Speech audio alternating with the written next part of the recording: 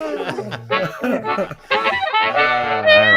Douglas, I'm going to put you in the green room. We're going to bring you in like a rock star in just a second. There you go. All right. Well, here we are. Hi, everyone. Nice to see you. Good to be back. I've got a holiday creamer today. Just wanted to point that out to the world. I've got a nice holiday creamer. That sounds dirty.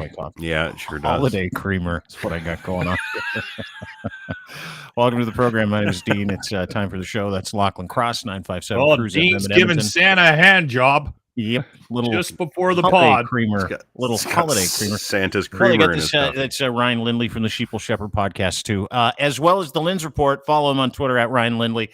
By the way, I know I was mocking you for your blue check mark. I fucking love it when your blue check mark shows up in my timeline, and I'll tell you why, because you're normal and you have like thousands of followers. So I've got this new thing because Locke doesn't have a check mark. Still thinking of getting it, even though you can't because You can't now. because they suspended it. Twitter's like, Oh, did they? Oh yeah, they suspended. Did you not hear this? Twitter suspends the blue check mark thing. It was like last week. You don't even I've have got an X. it. Yeah.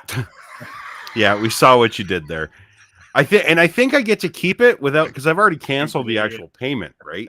Oh, And have I you? still and I still have it. And I think you said anybody that bought it is going to be able Just to keep keep it. it. You're not going to be able to get it again. So Yeah. Oh. So, and I'll tell you what the chaos was. So last week, you know how Elon was like, "I'm doing $8 check marks for the world," and everybody's like, "I'd like one because I feel important." Lynn's legitimately does tons of content, so he wanted it for the 1080p, and he also wanted it for the longer videos. And he's like, and he calls me, he's like, "Do you mind if I do the blue check mark?" I'm like, "Fuck no," but I'm going to rail against it. He's like, "As long as it's just content." And I'm like, "Yeah, no problem. I'm just going to rail." And so we railed against blue check marks, but I'm getting like verified mentions in my Twitter account because I've got a real one, and it's like verified mentions, and it's like a guy with 3 followers that joined Thursday, and I'm like, what the fuck is this? So it's just a big block fest, and you got to do the extra work and stuff. That wasn't the problem.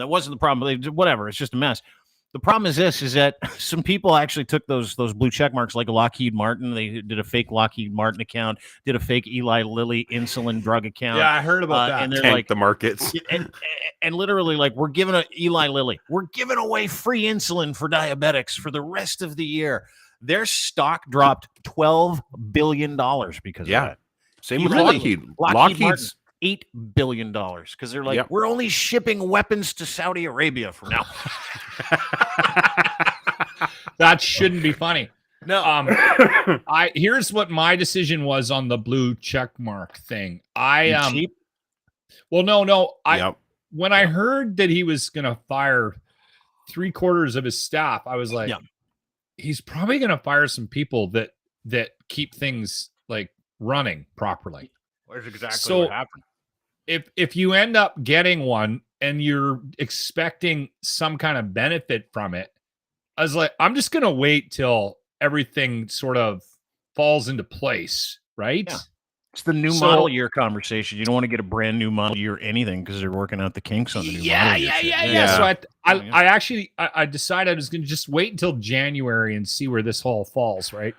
Well, according to the Wall Street Journal, I read a report from some analyst today. I can't remember his name. I should have wrote it down. But there's people that are in this game that say they'll be surprised if Twitter's around after next week.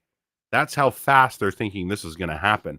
Last night we lost 2-factor authentication to log in. So if you're logged in through 2FA right now, do not log out of your account because you won't get back in. What does that even mean? What do you mean? It You know when you log so- in and go ahead. it sends you a text to Yeah. verify that Oh. it's you. Yeah. Twitter was like one of the spearheads of social media that actually brought that on.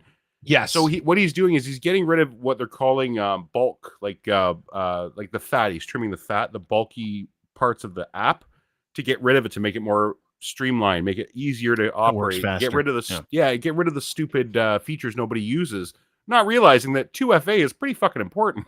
You know, When if you log out, you can't log back in again if you don't have that second factor, right? So 2FA is like this, Lock. So what happens is when I log into my bank, it's like, okay, Dean's logging in. Yeah. Just to make sure this is you, we're going to send you a text on the app. And then the app comes up. It's like, hey, are you trying to log in from your computer? I'm like, you bet your sweet ass I am, TD. And they're like, great. Here we go. You're in. We know it's you. That's what it is. So the same thing with Twitter Is it like you go to open up Twitter, like, hey, we just want to make sure this is you. We're going to send you a text. Take that code, pop it in here, and then we know it's you. It's just that extra level of security. So I didn't even know that disappeared, which is fucking fascinating. Last night, and they did it without warning, and that was the thing. So anybody? people can't get in, and that was it. And they didn't tell, because not everybody uses 2FA. You can opt out of 2FA. So if you're opted out, it didn't affect you. You could log in. But last night, when they shut the 2FA server down, there was no other way to get in. So every time you would try to 2FA, it wouldn't send you the text, so you couldn't actually access your account. That's what you got back. Yeah, pretty much. In a little you got an answering machine. Yeah. Yeah. So that's the deal. And here's the thing: the blue experiment. Yeah. Guess how many people signed up for it? I know you probably read it, Lynn, so you're not allowed. I won't say. But guess how many people signed up for it? Okay, so worldwide, how many worldwide? Are we? So Well, like worldwide. 280 million people use this shit every day.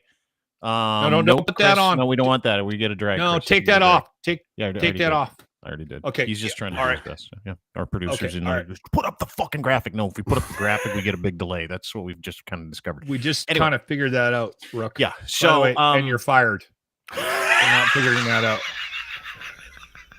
These guys weren't. Dude, he's your boss. This. You can't fire him. He's your boss. Okay. He's in charge of you. I know, but you guys were too scared to fire him, so I said I would. You're fired, Rook. We're trying to trim the fat, the millennial fat. We're getting rid of the 2FA. So anyway, guess how many people signed up for Blue? Hey, hold on. No, just guess. Take 280 million. Yeah, daily users. Yeah, daily users. How many people do you think signed up? $8. 1 million. No, Linz, you probably know the number, don't you? Because I tweeted it. Yeah, I'll let you. Yeah, I read your thing. So you want to hear how many? I'm not going to. 61,000. That's it. That's it. Yeah. I thought more than that would sign up. You know how much? You know how much money he made? Quick math: $488,000. Here's the rub. Guess how much he lost in market value over the past 2 weeks? $30 billion. Yeah. Just on Twitter. Just on Twitter. Just on Twitter. Just on Twitter alone. Tesla. Because he lost like another $9 billion. Half. He was 365. Okay. No. Why is that on? We don't want that. Yeah, Chris, we don't want that, buddy. We can't have that in there. We can't have it because it'll delay. You're fired. Someone call him. Take away. Take away. I'll give him a call. Yeah, just send him a text. Let him know. So yeah, he gave away that whole thing. Cost him $30 billion, but he made $488,000 cash. Didn't he sweet save deal like $100 million or something by not giving his staff free lunches? Yeah, that was the other thing he canceled the other day. He's like, you know what we're doing? We're canceling the lunches. And all these soft, so there's another side of this, right? The .com bubble's full of fucking losers and pussies, like literally. So they're like, we're canceling the free lunch we've been giving you for 12 years because it's costing us millions. And guys who don't even work there anymore are like, this is tyranny. I'm like, no, it isn't. It's fucking canceling fucking free lunch. Tyranny is him firing people like he did yesterday, where he literally jumped into people's Slack accounts at work. Like this would be like your boss at WorkLock going into your email or into your group chats of people that are working on projects, reading their messages and going, John called me a fuckface. He's fired. This guy called me a cocksucker. He's fired. Wow. This guy said, I don't know what I'm doing. He's fired. And like hundreds of people were fired this morning because he owns it. And he's on this fucking massive pie. There. Trust me when I tell you, and I don't think you're far off. Someone's going to piss in the punch bowl. Someone is literally at Twitter is going to go, you know what? Fuck this guy. Click. And they're going to hit a kill switch. They're going to do something. They're going to use code. And one day in the next little while, for some reason or not, Twitter is going to go offline. Because all he's doing is swinging his dick around. You know what he did the other day, which was fucking fascinating? Ed Markley, a U.S. senator. He's like, we've got a problem with what Elon Musk is doing, and it seems to be that maybe people should look into this. And my account was, because his account was, there's a parody account of him. It's like calling him names and a cocksucker, all kinds of fucking stuff. And it's like, and so he's like, this is crazy. Can you please fix this? This sitting U.S. senator said that to him online. You know what? Elon's basically, he's like, go fuck yourself. Your account sucked anyway. And then the senator sent back a note, and he's like, not a great response. Either you get it together or we'll get it together for you. Well, considering that senator is sitting on the actual commission that oversees A, Tesla, B, communications, Like this guy touches AI, Elon Musk social media. everywhere. Yeah. Yeah, everything. So he's It's fucking unbelievable. Pissing the right people He's off, not. man. He's not likable, and you really can't justify the things he's doing. No. But I got to tell you, the more I see from his staff at Twitter, though, like I'm kind of cheering him on a little bit. Yeah, no, like the dude that like was complaining about not getting free lunches anymore. Do you know how much those lunches were costing per plate because no one was at Twitter? $400 per plate. That's what they were costing. And they're like, I can't believe we're not getting beef stroganoff anymore. And he's like, how about go fuck yourself? Like, you just come here to go to work. That part I get, but he is literally firing everybody. And it's fascinating because this is one of the things that I thought was interesting through the whole Elon Musk thing. Is there's this rumor that was going around that he was going to charge double for people that put pronouns in their bio when they were buying Twitter Blue. No. Yeah. And it was fact checked, and he did joke about it, but apparently Elon Musk charging, the rumors explained, is that he was joking around about it and used it just to clown people, but indeed he didn't plan on charging people double for using pronouns, which brings us to our first guest of the day, 11 minutes into the show, which I'm excited about. Please welcome from the True North Eager Beaver podcast, Mr. Douglas Connors, ladies and gentlemen. Hey! AKA, are you Mr. Beaver, Mr. Grizzly? You're Mr. Beaver. You're muted. Oh, your audio. We don't have your audio. You got to turn on your microphone. Nope, still don't have you there. There we go. Mr. Beaver. Hello, Mr. kids. Beaver Hello, everyone. is back. Let's do that again. Douglas Connors, Mr. Beaver. All right. True Eager, True North Eager, your Eager Beaver Double at True round of Eager, applause. wherever you get your fine podcast. Great to see you, my friend. How are you today? Oh, I am fantastic today, in just a great mood. Why? And I'm glad to be here. When you asked me yesterday if I would be on, I was very, very, very happy because I love seeing you guys. Yeah, we love seeing you having too. you. You got great teeth. Doug has Doesn't he? great teeth. He's good He looking, really dude. does. Yeah. Hey. Yeah, you got a great chomper. Yeah. Yeah, he does. Braces. Oh, really? Yeah. Yeah, my baby Yeah. teeth didn't fall out I didn't Yeah. get braces. fast enough, so I No. had too many teeth on the bottom, Mhm. and it sort of looked like jaws. So they actually had to pull teeth out before Yeah, like, they could actually put braces on. Locke looks like London after the Trailer trash. His teeth is what I got. It is charming. Your teeth look like London after the Blitz. You know what your teeth look like? Afghanistan. You know what? And every time I go to the dentist, I say to him, okay, where are we at? Right? He's going, you got ivory in there, kid. You got ivory. Afghanistan teeth. Is what You got ivory in there. They're never war falling zone out. teeth. And I'm like, Yeah. I was hoping they'd start to fall out so that you could give me dentures. And he's like, no, you're going to be Yeah. stuck with those bad boys for a long time. Were you- Although when were- I was smoking, I smoked heavy. Like I smoked like 2 packs a day. And because of it, I have, at least this is what they tell you. I had bad receding gum lines. Yeah. So I thought there was a good chance that I was going to rot my teeth out that way, but that didn't. I quit too soon. Did you were you prone to cavities or no? No. Locke. No. Yeah, so No. you're the same as me. My brother and I, I'm 40, whatever I am now, 42. And I don't I've only had one filling in my entire life. I've never had a cavity. Like that was Wow. Yeah. I will say this though. Fuck every you time and your I go, teeth.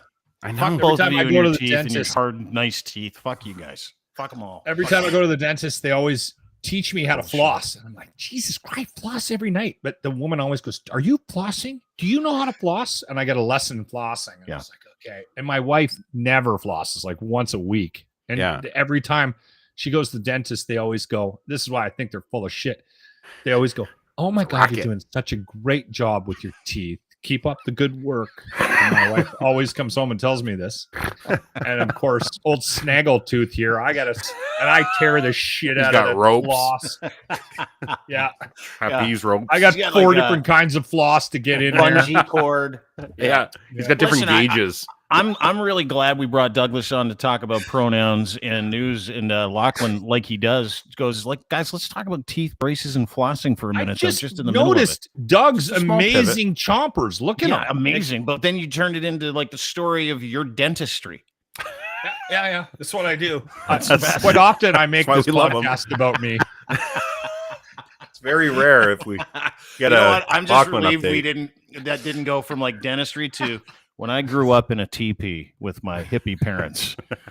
I Because lived that in was a coming teepee next. for a In summer. my van. Yeah, we know. Yeah. Anyway, Douglas, great to see you. True North Eager Beaver podcast. Beaver Bites every single now Monday, Wednesday, Friday mornings. Please go and download one of the best podcasts if you want to know what's going on with politics, but you fucking hate guys when they take themselves seriously. He pretends he's a beaver. My friend Paul Atkinson, who was on with us yesterday, pretends he's Mr. Grizzly, and they deliver the politics of the day, is what you guys do, which is exciting. Real quick, before we get to the business of pronouns, if you go and download it, you can go to any single podcast factory, whether it's Google, Spotify, Apple, etc. True North Eager Beaver. That's what you got to download. But I want to talk to you about pronouns, and I want to talk to you about Elon Musk. Now, you're a very proud member of the LGBT community, correct? Yeah. If I were any prouder, I'd have rainbows coming out of my butt. Oh, that's exciting, isn't it? Isn't that That'd make a incredible? good video. Yeah, I'd Doug. love to watch it. Like a Yeah, Care That'd Bear. make a good TikTok. I poop glitter. Just saying. Like a unicorn. Yep. Yeah. What did you make of the whole Elon Musk joking around about pronouns? And then I want to get into pronouns because it's been a good decade of us, generalizing the use of them, which is really exciting. Mhm. But I need to know how it works because I've just been kind of going, yeah, whatever they say, whatever. You know what I mean? Because it's like one of those conversations that we want to have. It's weaponized. Pronouns are weaponized. People make fun of them. For a while, I had me, mine in my bio. And to make the world a better place, what we do is educate. We try to get people to understand exactly what's going on. We try to get people to kind of feel good about themselves, but also to make safe spaces for other people and not to be a jack off about the whole thing. So first of all, what did you make of Elon's whole charging double for people who put pronouns in their bio? Well, being a communications guy, I see it in two ways, right? Yeah. There's the stunt to get visibility and having people talk about you because the whole principle of speak well of me or speak ill of me, but make sure you spell my name right. That could be part of it. He is known for trying to goad and push buttons and all that kind of stuff. And well, that's a one. Given the percentage of the population, right, who is transgender or fluid or non-binary, it's easy to punch down. I mean, it's really easy to punch down. Who's going to come to their defense? I mean, it's such a tiny minority. So, I mean, it's calculated, right? If you're sitting there and bean counting, okay, I need to find a group that I can punch down on, that will get me my maximum return from certain people who also don't like that group without a lot of blowback because not a lot of people will stand up to defend them. Well, the trans community is if you're doing the math, there it is. So, and I mean, he is a businessman. He's running his business like he is a citizen journalist, but at the moment, but allegedly he's a businessman. So if you're looking at it in terms of I'm using the media that I just bought in a manner to draw attention to myself, it's brilliant.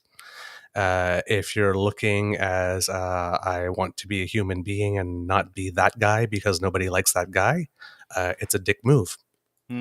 Yeah. Well, I see a lot of dick moves in his past, present, and future for Elon Musk. His entire strategy in business seems to be dick move after dick move after dick move. But I want to get into the pronouns because I don't understand them, and I'm just being honest. And you and I had a fucking 2-hour conversation the other night, and I'm like, this is what we need. We need someone to explain them, someone who's on the inside, someone who gets it, right? So explain the pronouns to me because we live in a different time. You've got 3 heterosexual idiots over here. You've got 3 guys that are from a different time, right? Like, I'm 49, Locke's 71, Ryan's approaching 45. Well, okay, 62. But I know I'm embellishing the 58. But my point is this: is that we come from. I call you a name, your name specifically, but we also come from Slurrsville, right? We also come from a time when it was really popular and it was an accepted form of insult to call someone gay. That's gay. You're gay. Right. It was also very and I remember doing radio breaks on why I should be allowed to do it. I get it now because I've been into a different place. I understand this. I understand that you don't want to fucking marginalize people who are having a really hard go, who also are trying to figure things out. You don't want to throw a log in people's journey. I get that. I've gotten it for years. I always counted myself as an ally, but this is next level allyship, right? Right. This is creating safe spaces. So explain to us how the pronouns work, who gets what, where this started, and what our responsibility is. Because I'll tell you something, it's a little weird, right? When we're approaching people now, and we have to change how we approach and talk to people, and we got to get comfortable with this kind of stuff. But how do you understand the pronoun world to work in a society where people are using them and people who don't use them are trying to feed positively into that process? Mm-hmm. Okay. You have to understand, because I like to put my biases up front. So certain things that you need to know about me, to know whether or not you're going to take or leave what it is I'm going to say, is that I believe, this is my personal belief, and this is what I put into my communications, and it's what I put into my products, and if I'm giving advice, almost rule number one of life is don't be a douche. Good Pretty rule. standard. Yeah. Very good Right? rule. Yeah. Just That's a pretty good rule. try to be a Strong decent, number one. right? Try not to be a dick. So that's sort of my approach, where everything, that's the lens through which I filter things. The second caveat I want to put, Costa, while I'm out. The second caveat I want to put out there: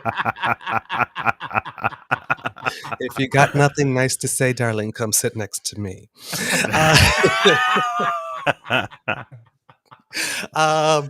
So that's the important thing. And then the second thing, I'm a member of the LGBTQ2SIA plus alphabet soup,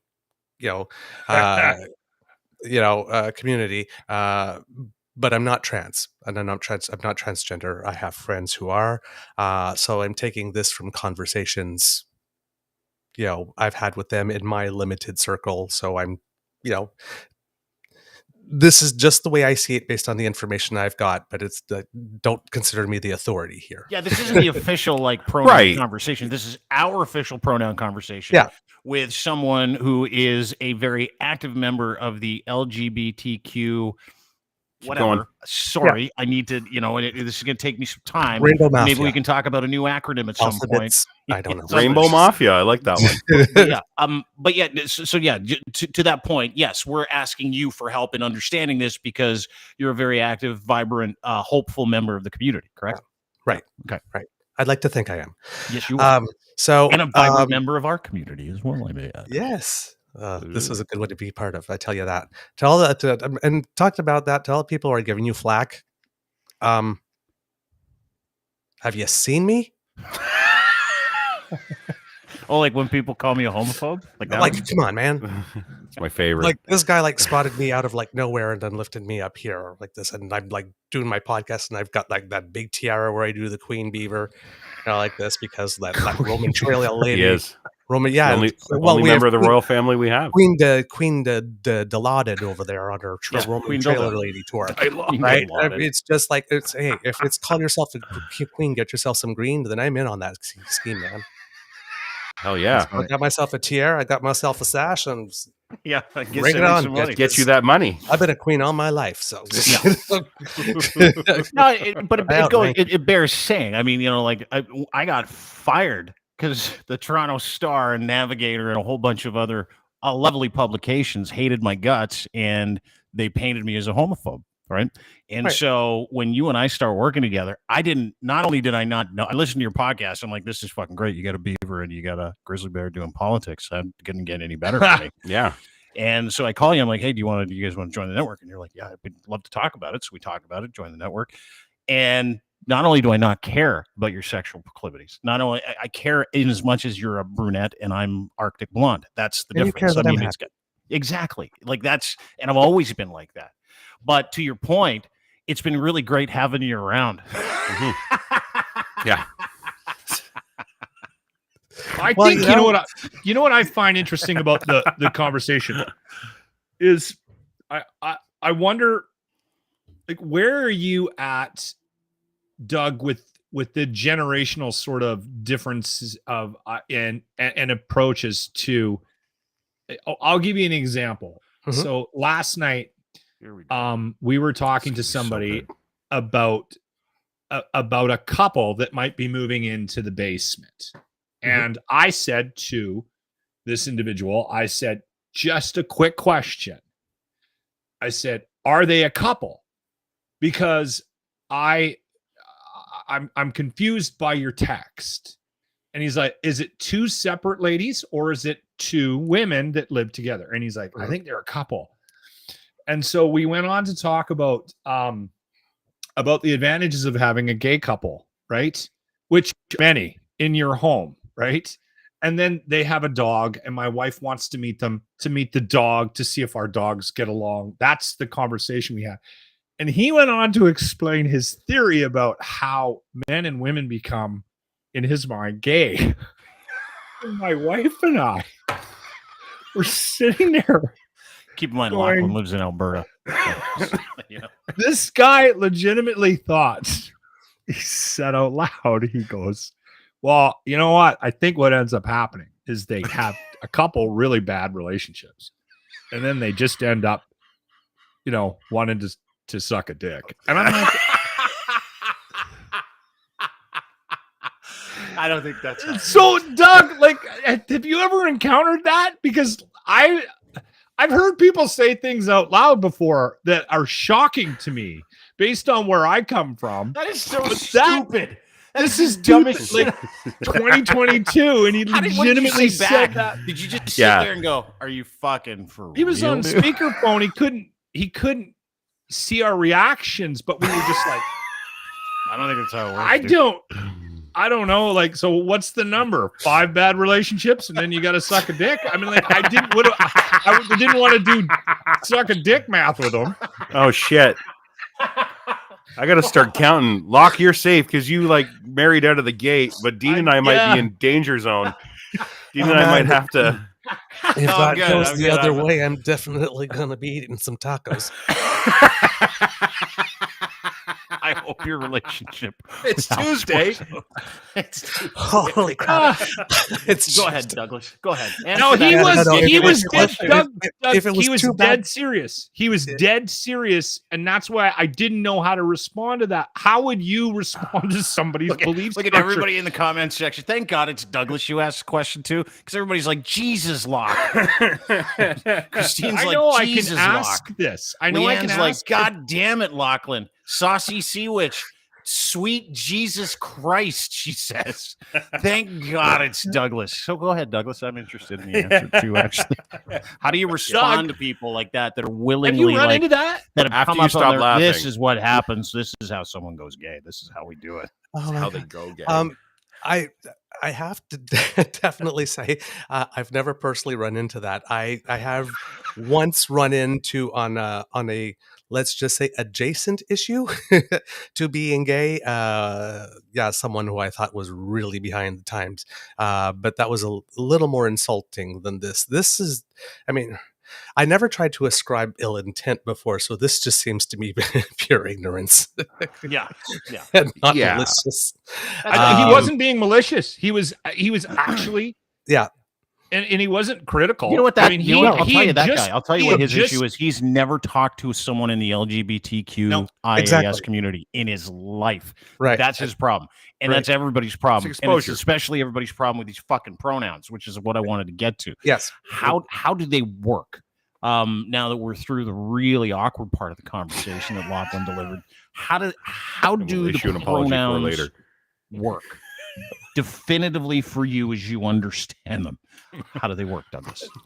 Help us get on. All right. I'll take Uh, notes. I'll phone this so- guy back. You want to get him on the show? We'll talk, Yeah. Locke. we'll talk after. Yeah, Okay. yeah, You should Uh, talk to him. So here's the thing. If I say, don't be a douche, then, right, the way I try to look at it is think of it as your personal name, right? I'm a Douglas. There's very few people that can get away with calling me Doug.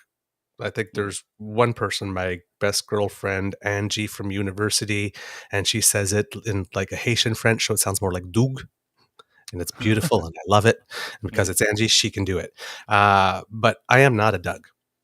I'm just not. Doug is our manly men who go in the forest and chop down trees, or destroy the whole province or something like that. I arrange flowers and I dance and I do a political podcast where I'm sassy. I'm a Douglas. Yes. So Douglas. exactly. So if I'm out with people, and I say my name is Douglas, and someone keeps on referring me to Doug, even though I say I'm Douglas, and let's say I've reminded them a few times now, and the person keeps on insisting on doing it, and why? Why? What is it about that dynamic that's creating some type of power struggle where you just don't want to call someone what it is that they want to be called? If we assume, with Don't Be a Douche, that every single person on the planet has the right from you of a minimum amount of respect by virtue of the fact that they're sharing the planet and breathing the same air, being called what it is you want to be called seems like a rather low bar. Yeah. Mhm. Yeah. I like that explanation. Right? Well, thanks for coming on, Doug. Yeah, we're good now. Thanks, Dougie. No, I'm just joking. I'm not gonna. So Good to see you, old Duggar. But yeah, get to that, like that low bar. It's if you don't know the ideology of someone behind these pronouns, like if you don't know what you're dealing with here, how difficult is it to be deferential, right? Like that's seems to me to be the easiest way to do it. Like is it it's Tanya or Tanya. It's I like Douglas. I don't like Dougie. It's I like Dean. I'll still answer to asshole. I mean, like I'm pretty easygoing, but there are people out there that are, hey, listen, that's my name, and I take it fucking seriously. But the pronouns, when they get introduced, what is it that upsets people about them? What is it that upsets people who have no vested interest in whatever pronoun? Like people are like, I don't identify as John, or identify as Bill, or identify as Ryan or Lachlan. What is it in your mind that pisses those people off where they're like, I will never use a pronoun, even if you ask me to? I really could not say. To be honest, I can speculate, but everybody makes a comment based on their experience. And since I'm the type of person that practices first don't be a douche, I just can't imagine a reality dimension why no one would. Mm-hmm. Right? Why would you, if somebody tells you what it is that they want, and I'm not saying like making a mistake, right? You meet someone first and you say he, and no, sorry, they, or that type of thing like this, or, you're getting to know someone and you slip now and then. Like the average person is decent.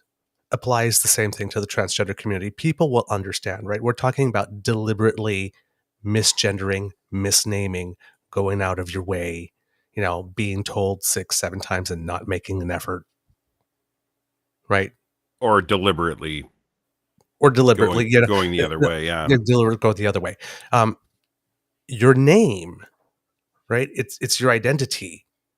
So your name necessarily comes, right, with a he or a she based on the, older way of thinking, let's say, more obsolete way of thinking. But now that we know that gender is fluid, right. And, and we're finding out more and more, like, for example, recently, on the census, we started, measuring or counting how many, people would identify with different sexualities. And we always said based on the Kinsey scale that it was probably about 10%. And then the numbers started coming in and it was really only 3 to 5% or 1% in the first years, because people didn't feel secure necessarily as identifying in a government document. Right now, we're about to celebrate the 25th year of the Supreme Court decision that made it so that governments can't discriminate, because discrimination against gay people was legal. So it's the Delvin Vrind case, if anybody remembers that, right? Because he was from Alberta.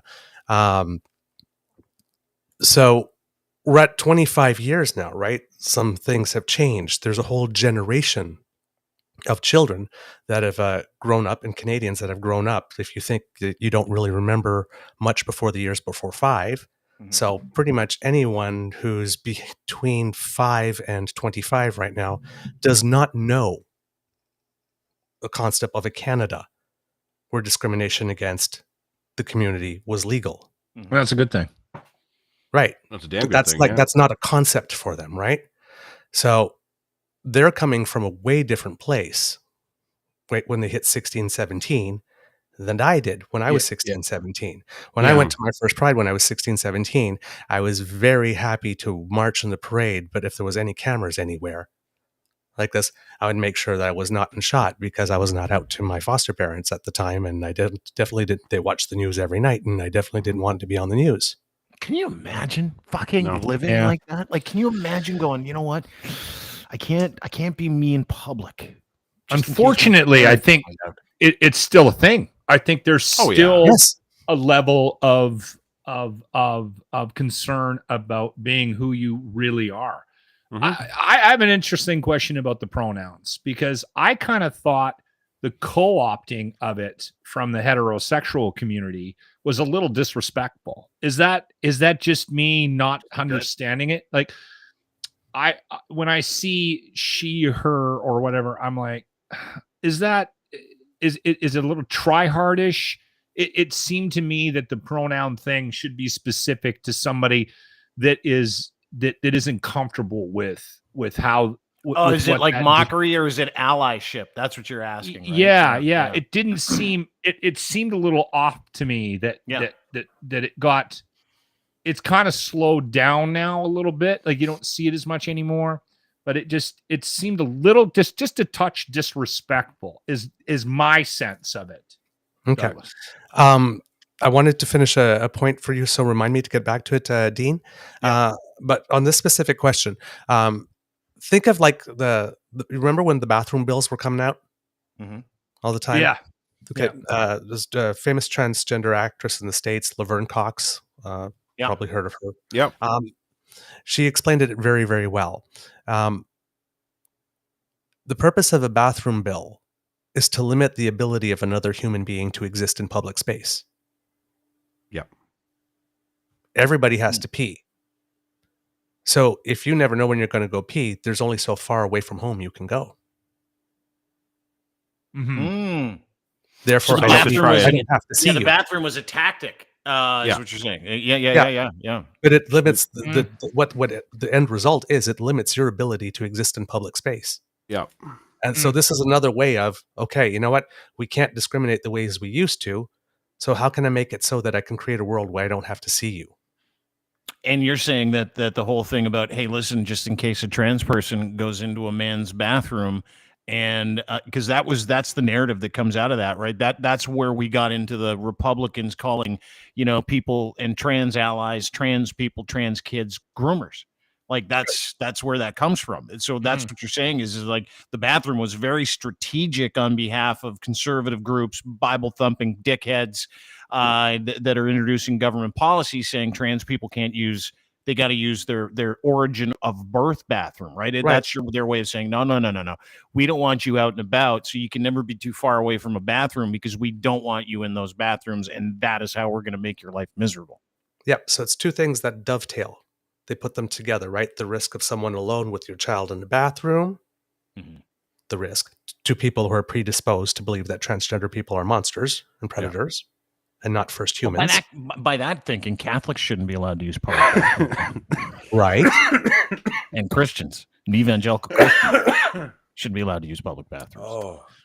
Few hockey coaches? You should hockey coaches. A lot of hockey coaches. Yeah, a lot of Just hockey saying. coaches. Anybody that works for Hockey Canada, not allowed to use public bathrooms. If that's the goal, if that's why they're doing it, man, I've got fucking group upon group Scout group that leaders. shouldn't be allowed. Can we add that to the pile?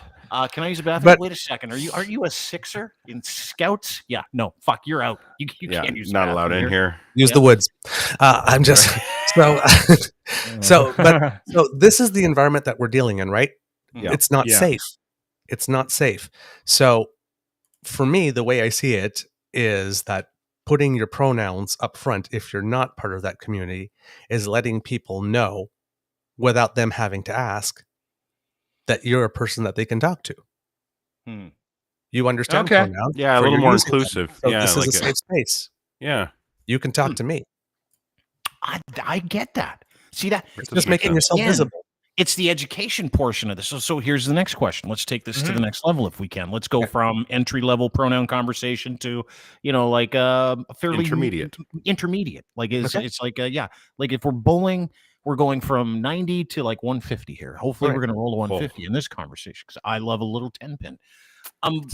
But how do you do that now? Like, when I walk up to a group of people, let's say I'm going to Auckland's on New Year's Eve. We're going to go watch Big Sugar. I'm sure I'm going to meet a bunch of people. They'll all be in awe of just hanging around me and the fact that I'm there, which would be nice because I like to feel good about myself. So I'm going to go around meeting people, right? Now, when you meet people, we now live in a time which, the incredible normalization of it. I see it all the time in television commercials. I'm no longer like shocked that I see same-sex couples like I was 10, 15 years ago in TV commercials where you're like, oh, that's different. Now it's like, oh, I had no idea. Like a lot of Thank you, Ellen. Yeah, exactly. Like, the normalization process has been incredible. So we've got a bunch of people around living proudly who they are as non-binary or transgender or what have you, right? We've got people out there dressing how they feel on the inside, acting how they feel on the inside. So case in point, Karima was going to join us today. She and I had a conversation because her cameraman asked someone what their pronouns were. It was a legitimate question. Right. And that turned into, are you fucking serious right now? So how do you navigate that in the world we live in? Because I don't want to walk up to somebody, try to offer a safe space and have them go, what are you, homophobic? What's your fucking problem? What do you think you know what I mean? Like there's this tipping point where you're like, okay, now how do we get into that conversation? So how do you do that in real life? How do you do that in groups? Who do you talk to? Do you just start introducing yourself as, hi, I'm Dean, he, him? Because I find that to be laborious. But if that's the case, then that's the case. How do you do it today without getting in trouble? Okay. Well, I mean, it would seem, how would I put it? It depends. A lot of that depends on your purpose of communication, right? So like if you're in a media and you're inviting a guest, you probably would like to know what their pronouns are. I would say, again, my default being that most people are decent, it shouldn't cause a problem. And if you're going to get a reaction, it's probably going to be a reaction more from people who don't think that there's something wrong with using pronouns than not. I believe if someone is using different pronouns than the ones we would assume just by looking at them, that it would be a welcome thing in that case. And it, again, offers relief. Whether you introduce yourself first as, hi, I'm Dean, pronouns he, him, or whether, okay, hi, yeah, I'm Dean. Would you want to do an interview? And then, okay, how should we refer you to? What do you prefer? Your first name, your last name, your pronouns? That's in that, but not in I think Dean's talking about in a social setting. Right. In a social setting. In a social setting, it's a little. In a social setting, I don't think that you go up to someone in the conversation and say, "Hey, what are your pronouns?" Yeah. Right. But do you lean in and go, "Hey, I'm Dean, he, him," or no? Because that will come up in the conversation. Yeah.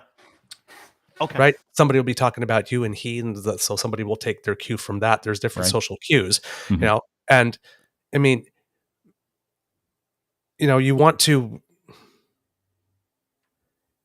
You don't have to make an opportunity for something in a social situation. Something will arise. You'll say she and like this. No, sorry, he or they, or I guess, and then it's your choice to run with it or not. From that point on, like most people, nobody can expect if you don't know. Right? If I referred to you first as he, Lachlan, and you say no, sorry, they. Well, the first time, I mean. You're correct. Clearly, an honest mistake. Absolutely. Yeah. Right? Well, like this, I'm not attacking you. I don't know you enough to be able to attack you on that. Yeah. Right. So, and I don't think this is not something to be worried about. It's not something to be awkward about. Yeah. Like but when you explain it like that, then I get a little like, I'm like, okay, so why is everybody else out there so angry? And I know who's angry about it, right? I know it's the religies who I fucking hate. I know it's the conservatives who I fucking hate. The same people that have weaponized woke have weaponized pronouns, right? Like this is very because it's considered woke. I think that's part of it. And I think, Douglas, you made an interesting observation early on that that listen, at the beginning of this conversation, it depends on what the motive is for the interaction, right? If it's from the press side of things, you probably want to actually highlight who this individual is. That's due diligence. Yeah. That's due diligence. So Yeah. it's okay to ask, and that's a good clarification in a social situation. I think where Dean's coming from, just to sort of explain it, is we want to be, I think most people under the rule, don't be a douche. We also want to be accommodating. So if we're in a situation where we're not completely comfortable with what it is, a lack of knowledge of the pronouns, and how do you choose, what do you pick, what might that person be most comfortable referred to as, we want to be accommodating. So that's where this question's coming from Dean. Is this if you're in a social situation and it's obvious that there's somebody in the room that might recognize themselves differently than you do, you want to be open to the idea that you want them to know you're open to the idea that you're comfortable with them.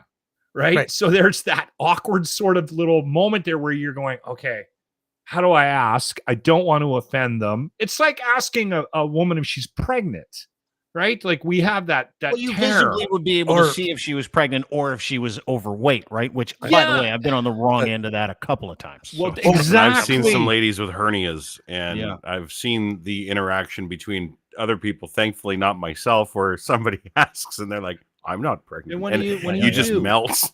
Douglas, you wanted to pop in there. Yeah. You wanted to say something. Yeah, or opening as like an opening question, someone who looks kind of like me because like I'm brown, but from where? Like, where are you from? Yeah. Like this, where you That was from? actually- Where you mixed, or what's your background? Right? It's like I don't know you enough well for you to be asking me that. Yeah. Well, and that's interesting that you should say that, because that is something that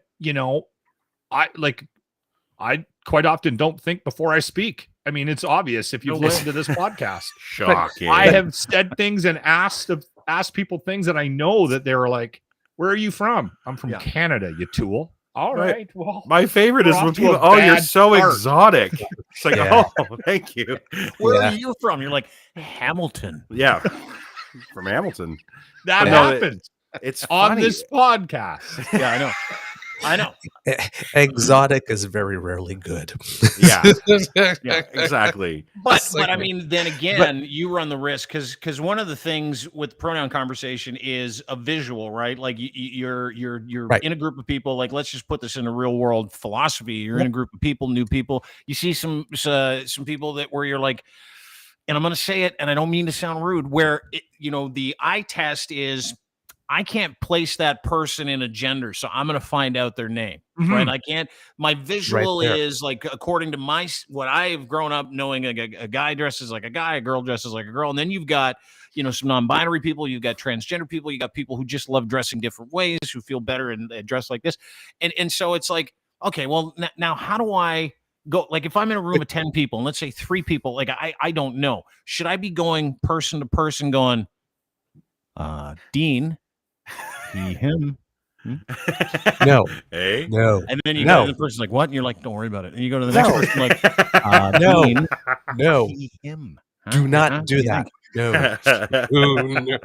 And then they fuck you with a unisex name like Alex or Jamie. Yeah. I was just gonna say, And Alex. someone will go, oh, that's great, Dean, he, him. And I'm like, what's your name? And they'll be like, Alex. And you're like, waiting. I'm going to the next person then. I'll be like, Dean, he, him. No, but listen, it's right. And this answer goes to Lachlan's question too. That would be a fun night. Yeah, it would be a great party. And you're like, Dean, go in and do the he, him business. I'd be like this. Hi, I'm Dean. He, him? That would be a performance art thing. Yeah. But no, and it answers your question too. You said it, right? When you're in a group of people and you're meeting new people, the first thing that you're going to find out about them is their name, not their gender. So you have something by which to address them Yes. until there's other social clues that come up through the Right. conversation, right? They have another friend there. They say, "Oh yeah," and then they like, "Oh well, then you know." Okay, so there's a Yeah. question. Or then Is she they a and great like this. kind of coverall pronoun? Pardon? Is they a good coverall pronoun? Like if A you're good they is a Still good starter is. pronoun. pronouns, Yeah, it is always they one has of those been, like right? universal pronouns you could use? Yeah, Well, universal. okay, well, Yeah. so you could just like if you're not sure, they is a good landing I spot. mean, we for you, right? we already have this problem, this situation, right? Like, think about it when you receive correspondence, right? Mhm. And because we're such To an whom it may ethnically diverse concern. country, you have someone that signs it and is like, you have no idea because you're not familiar with that culture, whether that's a woman's name and a man's name. And Yep. then you're like answering, dear Mr., dear Miss, dear, to whom it may concern, right? Yeah. Yeah. To whom it may concern exists for a reason. Try selling They- something on Facebook Marketplace. Like, It's true. Every experience, every conversation we have, Lachlan goes through the Rolodex of what he did in the last week, and he's like, That happened to me. Marketplace. it just happened did. to us with the car. I I'm love like, if talking you about want to teeth, know, and if he's you like, want to know I go that to we the live in a dentist. I remember multicultural when I went to the country, dentist. just try to sell something on Facebook Marketplace. It was unbelievable. Yeah. My wife and I are like walking through this store going, I don't even know how to say this name. Like, where do we even start? I'm so Hello? white. I'm such a loser. Hello, sir. But I mean, Yeah. that's. I mean, Can't do the that. seeing that the pronouns can also get you out of trouble too, right? Exactly. That's what a lot of these people don't realize when they're It's very mocking useful. pronouns. Yeah. Right. And like this, and it's not very difficult. Like, for example, on my Twitter profile, I have it there, right? Yeah. If I have it on my correspondence, I'd put it in the signature block. That way you only you're only doing it once. Right? You only have to Yeah. think Right. of doing it once, but everybody knows henceforth. Mhm. Right. And it says something about, your personal culture or the culture of your organization, that, everyone's welcome and everyone, that type of thing. So there are lots of benefits. Now, of course, you're right. Because there are haters, you do that, you are going to attract them. your But attack. Yeah. so fucking what? Yeah, exactly. And Do it's it for anyway. the stupidest thing. Like, it is the stupidest thing. But I Oh, mean, he's referring to himself as a guy. I Yes, think I am. It's You know just what? the right, decent thing to do. So do it anyway. Yeah. I think just- I think we're still living in a world where and I don't know if this will ever go away, where some people just they get up and they're just angry, right? Yep. They're looking for something to be mad about. Yep. And if it's something that's confusing to them, well, maybe they choose to be angry about it. And you know what? The nice thing about the world we live in is we all can choose whether or not to be impacted by that individual. I have a question, Douglas. Is this mostly like the majority, like a Western culture thing here that we we're go. seeing? Or is this like actually Is something we Alberta? see? Is No, this- no, does this no, start no, in no, no, Alberta? no, no. Western. I mean, Western civilization, Western, the sorry. world, Yeah, the yeah, whole yeah. globe. I mean, like, is this something that we're only seeing mostly here, or are they adopting this inclusivity like across the ocean too? Like, That's a good question. I must plead total ignorance. I Hmm. don't even have enough knowledge to speculate one way or the other. On There's that some rather progressive Why didn't you just countries make around some the shit world. Why didn't you Right. just make some shit up right there? You could have. That was a perfect opportunity to No make kidding. some Not shit my up. brand. That's Yeah, all yeah. Lachlan does. That's all Ryan does. You know It's what? not my brand. usually They're very inclusive. fake in it till you Singapore. make it, baby. Very inclusive If in I don't know, I Singapore. don't know. I'll say it. Yeah. Where's Yemen on pronouns? Yeah. Oh yeah. They're all for it. They're all for it. Look They're all out. for At it. the Yeah, forefront yeah, of it. yeah. But Go ahead. the thing when you're talking about pronouns, right? Because I was mentioning your name. Your name's your identity, right? It's intrinsic to who you are. It's what you want to be known by, and you build your whole identity on that. Sometimes how you dress, how you talk, how you walk. It's all reflective of your name.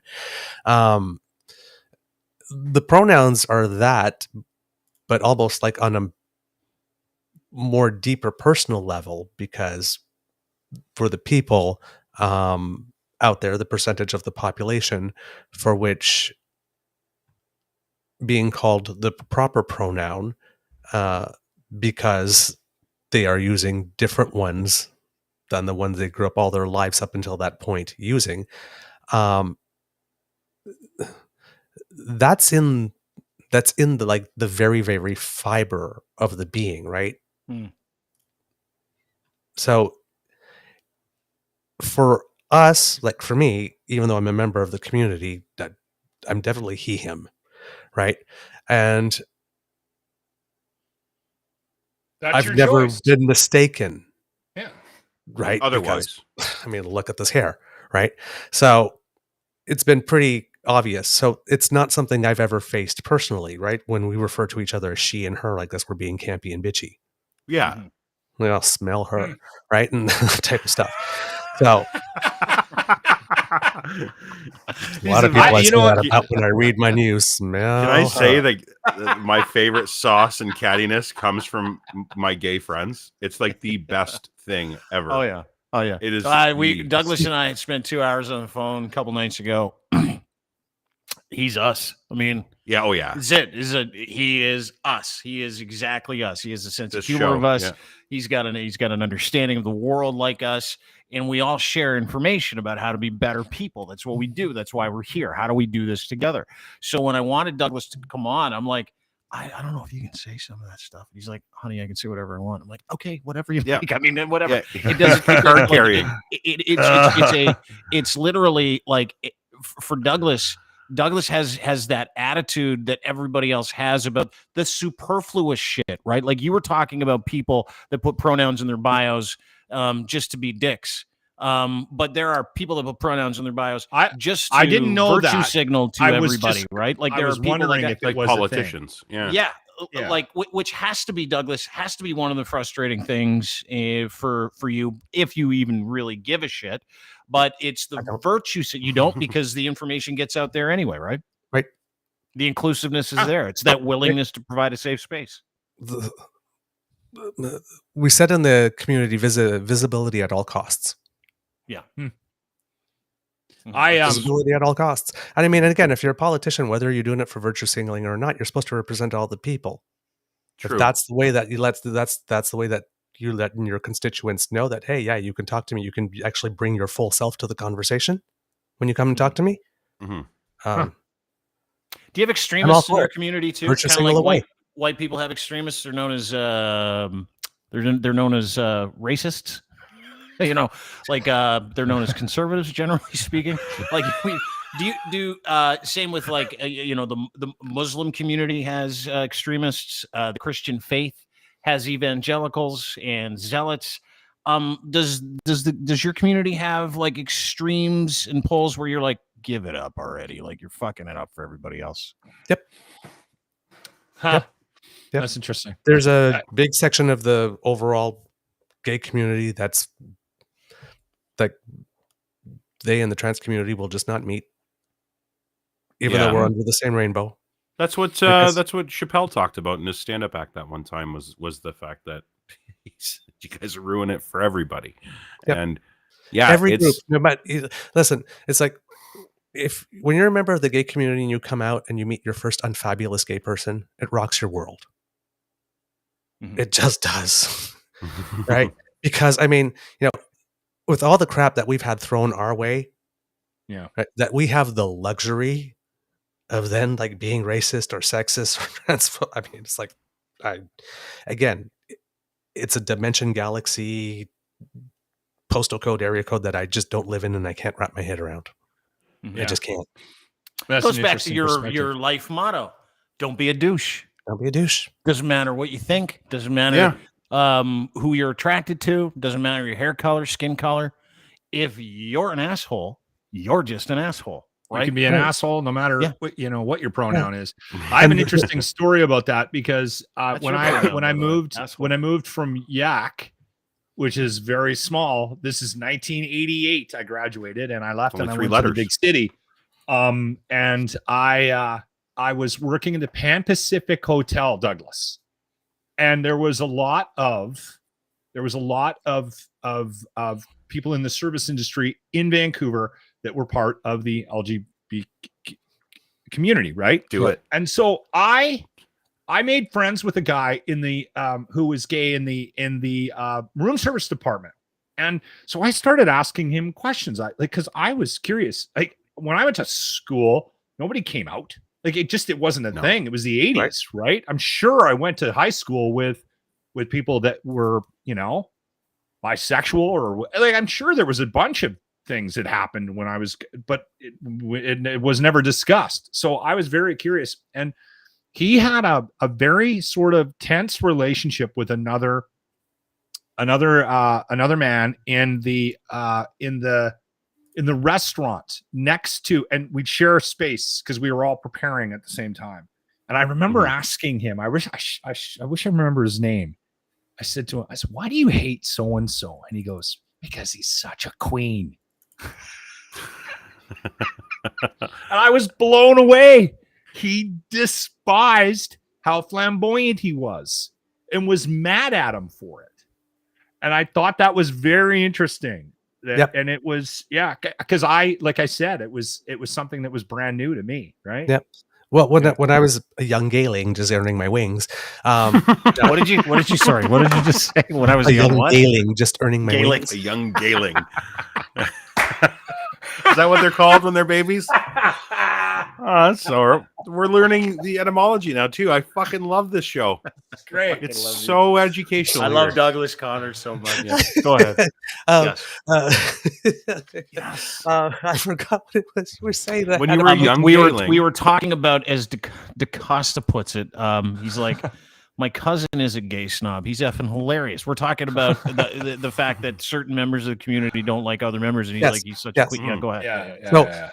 A typical thing, right, back in the day is, before we had same-sex marriage and all that type of stuff, is whenever Pride would come around, the TV cameras would always catch the drag queen on the float. Yeah. Right. The drag queen was always the one that was interviewed. And then anyway, you can reinforce some kind of weird stereotype, right? Like anyway, with the leather people. Sure. Like the leather people. Right. The leather community, right? Yeah. Like this. And they put them on like this. And then, all the gay bankers and gay accountants and not all of them, but, but the ones that were saying, we're just like you. Right? It's like, why do they have to put that on the cover all the time? Why do they have to, and it's like, and I'm like, bitch, do you realize that if it were not for the queens like this and the trans folk and the hustlers at Stonewall, you would not be having the luxury of looking down your nose right now, living in your beautiful apartment? Like, bow down. Yes. Bow the F down. Right? It's a good point. It's a really good point. It's like, you have the rights that you enjoy now because they put their neck out on the line. Yeah. And now here I am, right, in 2022, and it's like we got RuPaul's Drag Race on TV, and it's winning Emmys. Yeah. Right. That's Justin Trudeau's going on it. Yeah. Exactly. The Canada one. And then he's in the new season. Yeah, I saw the backlash of that. You know what? My favorite tweet about Justin Trudeau going on RuPaul's Drag Race. The funniest tweet I saw on that, and it made me laugh. It was like, there he is again, the tool of Satan, turning our kids gay. Yep. Satan's tool. And I'm like, didn't see that. Yeah. Dude, I wrote a whole post about it. Yeah, I put a whole post out about it. And I'm like, no, he's just promoting inclusivity, you dumb fuck. That's all he's doing, right? Well, what did you make of that reaction? Like we said on the show, oh wow, so you really are mad that the Prime Minister is showing that he's a better person than you. Yeah. But that's, you know what? When you get down to it, like if you really broke down why people mock pronouns, if you really broke it down, I think it comes for two reasons, right? It's A, you're asking dumb people to do a little more thinking. They're already maxed out. Okay, IQ Anon, IQ deficient Anon. Okay, here's the deal. Douglas is he, him. He appreciates those pronouns. His friend is they, them. They appreciate those pronouns. They're like, like this is the reaction in their head is like this. Fuck it. I don't even understand it. So why would I bother doing it? Because they're making me do more work. So you got the lazy, dumb guy or dumb, lazy, dumb girl, but you also have a litany of religious history. You've got the way people are. You've got their upbringing. You're dealing with all kinds of psychopathy that was learned, and you got people that are telling you that your ideology says that those are not real people, that they are an abomination, they are a sin, right? So you've got a whole bunch of stuff working against it. But on top of that, you've got stupidity, right? So you know what happens when a dumb person feels stupid, they lash out.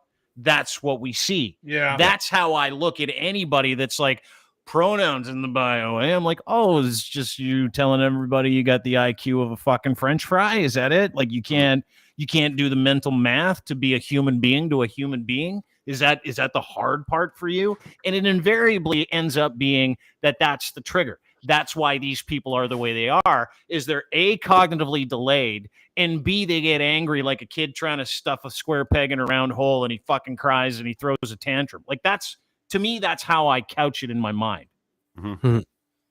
Yeah. Does that make sense? I could see that. Yeah. There's, as with everything, it's always more complicated, but yes, I mean, cause you said everything, like sometimes when we talked about the carbon tax and stuff like that, we talked about the cost of change. Yes. Right. Like this, it could be financial, whatnot, but change also is like effort. Like doing something different than what you were doing before. Yes. That's also a cost. Yeah. So, I mean, and we're seeing an example of that cost, like, for example, with masking at the moment. So, I mean, if we're drawing parallels, if you can't mask in order to keep children safe, and there are way much more children than there are transgender people. Mm-hmm. Too much work. And I hate to be that guy that will draw the parallels between the people that are anti-maskers are usually also anti-pronoun, and they're usually also anti anybody that doesn't look like me. And it's weird how it all kind of falls in the same bucket. Yep. But I think we are coming around. I think we do have more work to do, but I think there is something to be said about just the fact that we can have a conversation like this now, right? Right. Well, that's because Douglas trusts us, right? Yes. Douglas trusts us. We trust him. We're friends. We don't give a fuck. Never have. But never will. Douglas also, I think, is intuitive enough to know if we're presenting an environment like this and having a discussion like this, that he's gonna walk us through it if we fuck something up. Right. Like, yeah. And it's interesting that I love your perspective on it, because I haven't thought about it from that perspective, but just the idea that, you know what, being open to the fact that somebody like your name just wants to be referred to properly. Right. And I think that's the step. We're at that uncomfortable stage right now where I think most people, and we talk about the exceptions all the time, most people just want to be known as inclusive, just want to be part of the solution and not part of the problem, and are just worried about making a mistake in a public situation, right? And they don't want to offend people. I talk about the judgment piece all the time. Sorry, I'll finish up here. I think that we're getting to a point at least with the people that I choose to hang around with, where we're not judgmental anymore. Be who the fuck you want to be and be comfortable with that. And we'll love you for it. And I think those numbers are growing. I think we are. I think we definitely are getting to, and we've got some growing pains here. Like, I honestly thought that there was a level of virtue signaling when somebody put their pronouns in their Twitter bot. I was like, you know what I mean? Like, I wasn't sure whether or not. So to hear you have that perspective, Douglas, different, that's part of the growing process here. To tell Dean that he shouldn't go around in a social situation and go, he, him. I mean, I know he's kidding, but just to have that conversation and for you to get a grasp at like where we're at, where we just don't want to offend somebody that potentially sees themselves differently, right? It's bigger than that, though. It's bigger than It that. is bigger than It's that. not that I don't want to just not, and I'll throw this to Linz, and I know you're next, and I apologize, but it's not Okay. that we don't want to offend anybody and upset ourselves. I want everybody around me to know I'm fucking cool, man. Whatever you got, I'll be your friend. If you're a good human being, if you're a genuine individual, Well said. I don't care who you bang, who you kiss, who you hold hands with, who you go home to, how you identify and what you just tell me what that is. I'm gonna be your friend. I'm going to be there for you. I'm going to stand next to you. I'll stand behind you. I'll do whatever I can. It's about us helping other people, but it's more than that. Having this conversation to me was about helping other fucking Lugans like us go, here's the deal. Let's all understand this together so we can move on together, so we can normalize things together, so we can show everybody around us we're not pricks and you're safe and it's okay and we're better people. Because, and it's the one thing I know to be true today that I didn't 5-10 years ago, is that the way we act dictates our environment. What we do, the decisions we make around people, how we treat others, dictates your environment. So if you want to have a good life, you'll do good things. You'll make great decisions. You'll be an ally for human beings, regardless of what that human being says they want or need in their life. Obviously, there are rules to that. Like if someone's like, listen, I want to murder somebody. You're like, I'm not going to fucking go with you to murder Not somebody. about that. Like, but what we're talking about is just people living. How can you create a safe space around you that goes with you all the time, where you can walk into a room and everybody can go, fuck, that guy's got my back because I'm a human and he's a human. And that's the most important thing. He cares about my experience in this life because that's all is looking have. for, or is looking for some information to help them understand where you're coming from. Mm-hmm. You know what I mean? Mm-hmm. Sorry, Linz. No, it's okay. I was just going to say, and it's we've come full circle now, and it's the new part of us doing the work. Whereas in the past, marginalized communities always did the work for us. You guys ever eaten at a Mandarin? You ever eaten at a Chinese food restaurant called the Mandarin? Do you have those out there, Locke, in Alberta, or no? I think It's a chain here. It's a chain of Chinese food restaurants. Crab leg, the crab leg season's not bad. Yeah, fantastic, right? So, but it's a big place. But if you go in there, a lot of people are brand new Canadians, usually of Asian descent, wearing a name tag that says Mark, Dave, John, Bill. It's to put you at ease to not have to refer to them as their actual name. And it's done as a marketing. So we've done this to people on the other side where they've accommodated us to not make us uncomfortable. So now it's time for us to do a bit of that hard work to let them be comfortable with who they really are. They're not Mark. They're not Dave. They're not John. You know, like it's too long that we've bowed down to the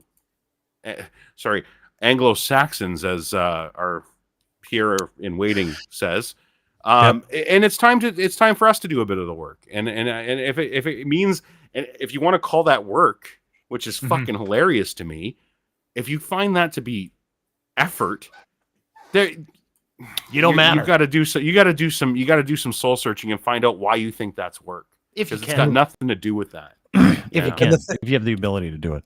And the thing is that this is not going away, right? When I was talking about the census, right? There's only a few of us at the beginning. You sure there isn't a praying thing you can do? No. I'm pretty sure. When I said, we started identifying, it's like 1%, 3% and whatnot. Now, in last June, Pew Research in the United States did some research, and about 5% of young adults in the United States are saying that their gender is different from their sex-assigned birth. When we were talking about the Kinsey scale way back then, we were thinking 5 to 10% of the population might be gay or lesbian or bisexual. This is 5% confirming with their own voice that they're gender fluid, that their gender is different from their sex assigned at birth. And there's about 20 to 25% of the population, especially younger, I guess, that are identifying as either being fluid sexually or fluid in terms of sexual orientation. That's what that generation of children who have never known a Canada, for example, like this without same-sex marriage, who are now 25 years old, that's them, right? I remember going out to Pride, and Pride was only the rainbow flag. And now there are so many different types of flags. I remember one year, I think it was like Canada 150. I think I was out in Atlantic Canada, and I kept on seeing all these flags that I'd never seen before. And it's like, I'm part of the gay community, and I had to go up on the internet and look them up. Because I didn't know. Can I tell you something? Can I be honest with you? Like just happened You so gotta hand out legends. Can I be honest with you? That's something I think as an ally to the gay community, we can help with. Like, I'm great at acronyms, and there are so many letters in the new thing, and the flag is like, what we need is an education piece, and then to maybe somehow figure out a little brainstorm to put it all in a zip file to come up with something that's way shorter, so we can go, okay, guys, this is it, right? We're settled on this one. It's going to be this one for X amount of time. Let's sign a 7-year contract, and let's do this for 7 years. Where this is its LGBTQIAS. Or I'm easy. I'm totally good, but I have been raked with a K for going, I'm a I'm a big supporter of the LGBTQ community. I've gotten notes from people going, you fucking loser, you forgot 7 letters. And I'm like, God damn it, do I delete the tweet? Like, it's like one of those things. We're going to figure it out. part of the community, just as guilty. Yeah, you did it. You did it when you came on. Like, and he just talked about it. Yeah. I know. Just as guilty. Just as guilty. It's a lot of change. It's a lot of quick, and you know what? And like, even for us, like within the community who have done, and probably for the generation before me in the gay community who are still alive, this is like probably way different, right? But the important part is that people are feeling happy and safe to be their actual authentic selves. Yeah. Mm-hmm. Yeah. Right? Mm-hmm. And that's what matters. Now, we are not helping ourselves by having a full alphabet soup of letters. There should be some umbrella. As the communications guy in me, like this, I would love an umbrella term. Clarify this, please. Yeah, or like a cool logo. Yeah. Pardon? Just or like a new logo with like let's brainstorm. Everybody Pyramid. from an ally thing. Yeah, a pyramid. Right? That'd be nice. No, pyramids in history have been pretty shitty. Oh yeah, Probably Yeah, stay away especially from if that. you turn it upside down for our What about a community and paint cross? it pink, it wasn't really all that great. What about if we take over the cross? Right? What about that? What That about if we could take do. over the cross and we're With a little bit of a we're bend giving in it it. to the LGBTQ community now. Fuck you guys. We're gonna Get it take Like over. just a little bend in it. you Yeah, know? a little bend make in it a little it. different. Yeah, put make some it nice. make it colorful and inclusive. Crosses Yeah. with bends also didn't work out very well. That's true. Too. Oh, yeah, You're they right. turned into swastikas. Yeah, forget These it. You know assholes, what? they Back to fucked the drawing. everything. We're not good at this. Never mind. I'm telling you. I Douglas Connors at True Eager on Twitter. Follow him there at True North Eager Beaver is your podcast. Mr. Grizzly, Mr. Beaver, weekday mornings, Monday, Wednesday, Friday here on the network. Go and download them. And they've got a big old podcast that goes for hours too, by the way. But it is fucking awesome. Really glad to have you part of the network. Please go and download your podcast. fantastic. Buddy, and more importantly, thank you for continuing to educate not just me, but all of us. You're a bright light, a great friend, and I can't thank you enough for your time. Oh my God. Thank you guys so much for having me over.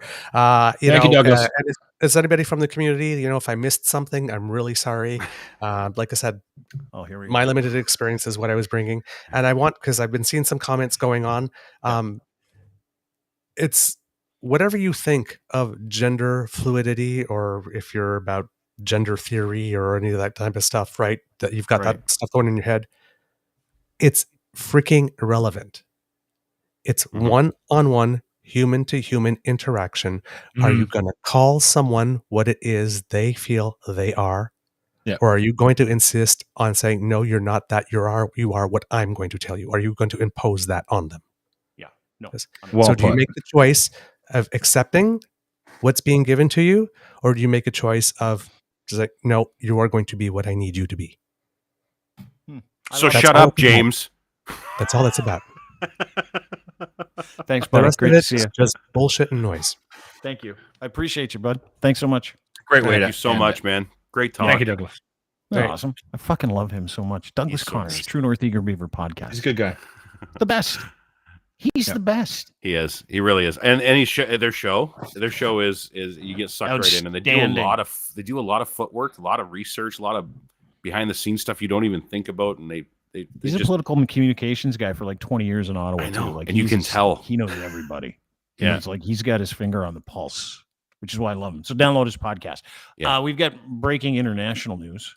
Okay. Yeah, we should talk about that, right? Because there's a lot. It happened a couple of hours ago, right? The NATO stuff. Yeah, this is a big deal. In case you're curious as to what's going on in Ukraine now, just so you guys know, because you're my friends, and I'll tell you this. Hang on, is this what? No, that's a different conversation. Russian missiles crossed into the NATO member Poland, killing 2. Cruise missiles, obviously, flying around Ukraine. Russia bombing them because the Ukraine people took back Kherson, and they're having these celebrations. So I get a note from Alex. Yeah, I get a note from Alex this morning, and he's like, "Not very good over here." He said, "I'll get it right now. Not very good over here today. Worst day since the war started," he said. And Alex de Rebecca, obviously, we have him on the show as much as possible. And he said Irpin is safe, which is where he is. He wanted you guys to know that. No critical infrastructure in Irpin, but they have no electricity again. And they are evacuating Irpin by the end of this week. And I won't tell you where they're going because it's none of your fucking business. Not ours, everybody else's. Yeah. And it's not good. It's bad over there. And not only did they hammer Kyiv, Zaporizhia, a whole bunch of other cities that were trying to live peacefully as a fuck you for losing this war, by the way, and they're getting their asses kicked. So they launched 100 missiles, 100 into Kyiv. Problem: one of them didn't go anywhere in Ukraine. It landed in Poland. And it actually hit a farmer's field, but the farmer's field and the house on the farmer's field cratered it. Big cruise missile, killed a couple of people. Now, this is where it gets interesting. That is a NATO country. NATO has something built into their agreement called Article 5. What is Article 5? Happy to explain it as best I can in a real short period of time. Article 5 says if someone comes after one NATO country, it's not a duty. It is demand that NATO then goes and whoops that ass. Yeah. Now, NATO has never been stronger because of Ukraine, because everybody has gotten together. The people of NATO, the countries of NATO, the armed forces of NATO are effectively every world army that's part of your allyship that is fighting against Russia, to some extent a proxy war against China, a little bit Syria, and Belarus, but that's pretty much it.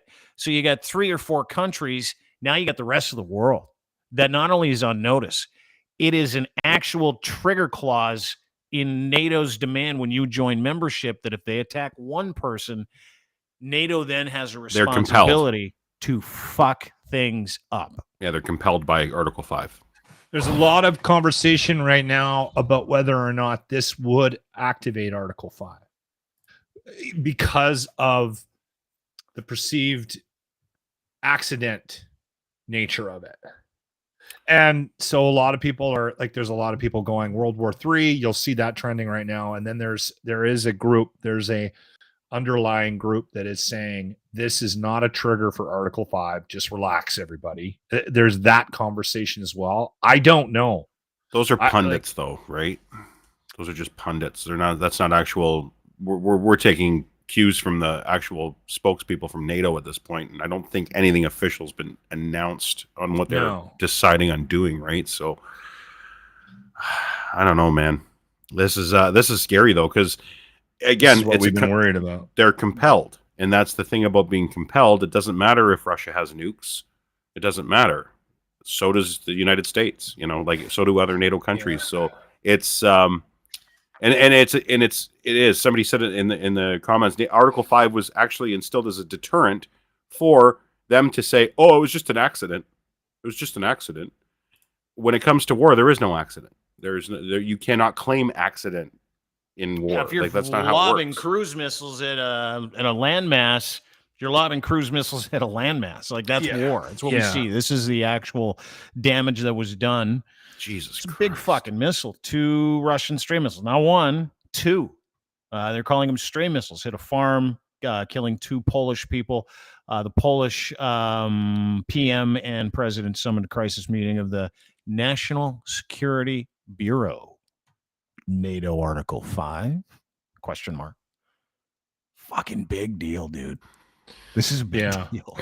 And this is terrible. You know, it's funny because I said, hey, they're going to go in and fuck stuff up now on Twitter, and it was within seconds. People were like, "You warmongering asshole!" I'm like, "What are you talking about?" Yeah. No, I want this to end.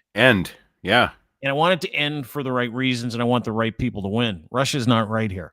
And if you're going to send me a text like that, that means you're a fucking piece of shit. That means you are a big fan of terrorism, and you're a huge fascist. So, and you want to prolong this even longer. Yeah, you want it to continue. You want the Ukrainian people. Unfortunately, I'll say this: I don't know if an escalation is the answer.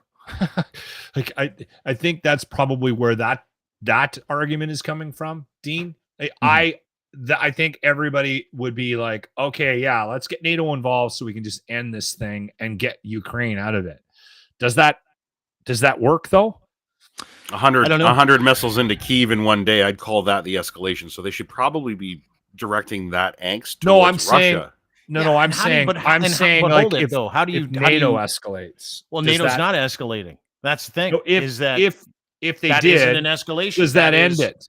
Of course it does. That's a response. It's not an escalation. It's a response. That's a defense. They're defending NATO countries now. Like it's not an attack. It's not an escalation.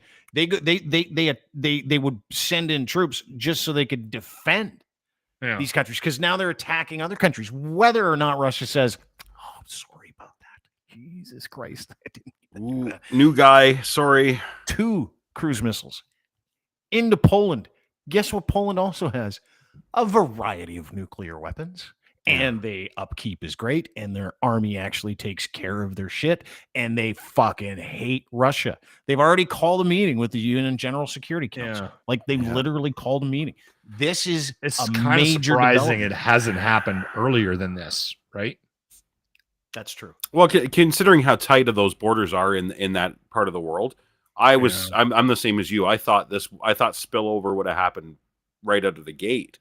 Well, there was a couple of incidences right on the border too. Yeah. Like early on where they were like, Jesus, you guys, what are you doing? Mm-hmm. But I'll say this. I think it's disgusting that we have to, and I get the NATO thing. I understand it. And I people, you don't want it to be any worse, dude. It is going to get worse. No, I know it's not that. Right? It's just that I can't believe we haven't stepped in already. That's the disgusting point, right? Like I understand that. I understand we've been supplying them with weapons, but in my opinion, this is something that should have been dealt with regardless of whether, like, now we get involved because a couple of missiles hit Poland. Yes. I understand. And already, dude, we're already heavily involved. Already. I guess we're there. It's on. I mean, we've been shoving weapons and train. Like Krista Freeland yesterday, she's like, "Wow, we've trained 34,000 soldiers so far since in the last 3 years.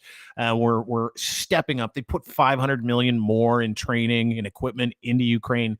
Yesterday, we're flooding the zone there, and here's why we're flooding the zone. This is what a lot of people don't realize when they're like, "I just want it to stop." Well, fuck, it's never going to stop. This is why they're flooding the zone, because the shit that touches us here, the convoy stuff, the misinformation, 300 million in misinformation pumped into Canada and the United States in the last 6 months. They're fighting that. They're fighting fascism. They're fighting the roots of fascism. They're fighting the support for fascism and theocracy. That is why we're fighting in Ukraine. We're not fighting Putin just because. We're not doing this because, the West wants to own Russia. Russia's a shithole. It is a shithole third world country. We don't want anything to fucking do with Russia. We're fighting all of the bullshit that we've had to get introduced to our society here in Canada and in North America, that way of fascist living. Everything that has to do with the terrorist state bleeding their bullshit into North American countries, whether it be misinformation, disinformation. That's what we're fighting. That's exactly what we're fighting. And so don't lose sight of that. If you're one of these people, it's like, I just want to get, no. You want this to fucking go all the way to the end. And the reason why you want it to go all the way to the end is because that country, Russia, is done and has done nothing but destabilize this planet for the past 20 years. Yeah. Nothing. Yep. Every No, every single piece of discourse that we have in this country to date comes from there. There is a seed. The seed started with Russian disinformation because that's their main objective is to ruin democracies so that we become like them. And it's and there's people in line and waiting that are ready to take that power if it was ever successful. And we saw it in the midterms that we just watched in the United States, how close it's come and what this has done, what their fucking campaigns have done already without firing a single shot. They've turned us on each other. Yeah. And you know why? I'll tell you how they've done it. And this is the fucking fascinating part. Do you know why Christian America and evangelical Canada is so fucking enamored with Vladimir Putin? Because he has endeared himself to that religion and them for the past 20 years. He's like, you can openly be a religious fascist in this country. We're protecting Christian nationalism. He says it every fucking day. Yeah, it's Orthodox Christianity here, is the state church there. Like, that's the fucking crazies. Like, the guy who, the second in command of that country is a fucking Orthodox Christian preacher named Kirill. Like, it is legitimately a Christian nationalist fucking hate crime of a country. That's what they are. So everybody over here that goes to church is like, I love Jesus. They're like, fuck, well, I guess we got to support Putin because he says he loves Jesus too. So that's how he's been able to sow so much discord worldwide with the dumbest people in the world. And that's what we're fighting. You won't hear people say it, but that's what we're fighting over there. Well, I don't know what the answer is. I'm shocked that, and maybe this is that the sheltered world that I live in, that this is a thing, that we have these conflicts around the world. It's just so disgusting to me. It is. I have a friend who served in the military for a lot of years, and he was the two of us, I had trouble talking to him about conflicts around the world, and he traveled all around the world because he had a very extreme view of what we needed to do as a Western civilization. Like he had, and he was fully invested, and thought that his placements meant something, thought that our involvement and Canada's involvement militarily, peacekeeping efforts around the world was not just important, but it was a duty of ours. We had to do it. Was very passionate. And I always checked my conversations with him, and I was careful with what I said around him because he was very, very pro. We need to do this. This is part of what we need to do. And governments that decreased spending on military, he was mad at. Like, it was all of it, right? Yeah. Very smart guy, and served our country for a lot of years. It was quite a few years ago. He went to Afghanistan, and we went over to his house. We had barbecue and having some beers, and he was gung ho. He was like, he had his backpack packed, and he was ready to go. And I'm going over there, and this is what I need to do. I'm fighting for freedom. And he was gone for, I think it was 18 months, maybe not that long, and came home, and we went for dinner, and he was a different person. And realized he was being used. I don't think it's that.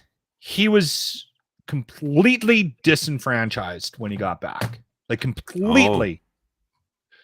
Very much not anti-war, not anti-combat, not anti-military, not anti-spending money on this stuff, but he was completely let down. And he said something to me that hit home. He said, "We've done nothing. We've accomplished absolutely nothing." He said that group of people are not changing their minds because we're there. And it crushed him. Yeah. He got out of the military. Do you remember how long it took them to undo the work, the 18, 19 years in Afghanistan when they pulled out? It's like 24 hours. Yeah, well, it was in total. I mean, when you saw the videos of the Taliban trying to fly the helicopters and like they had taken everything back over, use the weight room in the presidential mansion. Remember that? Yeah. That was my favorite video. They're like, yeah, we're fucking just walk in, use the weight room. How fast it happened? It's because it's all a show. It's always been a show. It's a machine now. It has nothing to do with any sort of noble cause to free. That's why I waffle on the conversation about what we're accomplishing, what we're gonna do now, right? Yeah, like I want this to be over. Because I mean, I just think it's ridiculous that it's happening. That we're at that point in our lives where we're still sitting here on TV, turning in to see what kind of fucking atrocities are happening in Ukraine right now. It's just, it's ridiculous. You know what? I think part of the surprise for me, is I'm 52, man. I've lived a really good life, man. We've been so lucky. I was born in 1970. There has been nothing, like there's been conflicts around the world, but you can't even hurt my feelings. Honestly, we have seen none of it. Like, I mean, you could go your whole life. That's rare. We're so lucky. Yeah. We do this for a living. We're idiots on fucking mics. Like, like there's people around the world that are getting killed because they took off their headscarf. Like it's fucking crazy. Or they own a farm in a bordering nation of a war. Like the people in Poland, the 2 people that are dead today. They didn't wake up thinking they didn't wake up caring about the war. Well, I'm sure they cared about the war. They didn't wake up thinking they were in the war, and they were brought. The war was brought to them, and that's the most unfair thing. I still think somebody needs to find a way to fire a bomb up Putler's ass. Like, I mean, I agree. I don't disagree with you. Let's get on that list. Like we all live in this incredibly comfortable country, right? And I think that I don't want. It's not that I want escalation. I don't want escalation. I want it to be over, and I want it to be over for personal reasons. And if this gets us closer to over, I'm actually excited for it. And I'm not the only one. My friend Alex David Beckoff, who is leaving Irpin, is also hopeful there will be an escalation. The entire country of Ukraine is looking for escalation on their behalf, right? Yeah. And if this does it and gives these people hope, great. This is what Alex put out on Twitter like an hour before we showed up. This is a video that he put on Twitter. He's like, I got no electricity. I got no running water. And this is the video he put up. And I want every one of you mask dinks and vaccine dinks and pandemic dinks to watch this. Okay? I want you to watch this very carefully. And then I want you to go into your house after you watch this. And I want you to sit in the corner for 4 days solid. Because this is what my friend Alex is doing, because he's a human being. You want perspective? Here's perspective. This is Alex in Irpin an hour ago. Hi. Hi.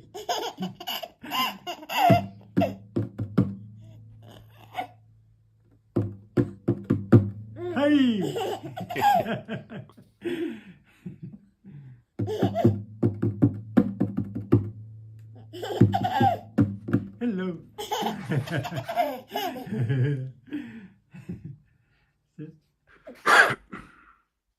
Suck on that. No shit. Suck on that if you're going to send me an email telling me the masks don't work. Go fuck yourself. And he's got to pack his wife and his kid up and move to a safer place in the country. He has to evacuate.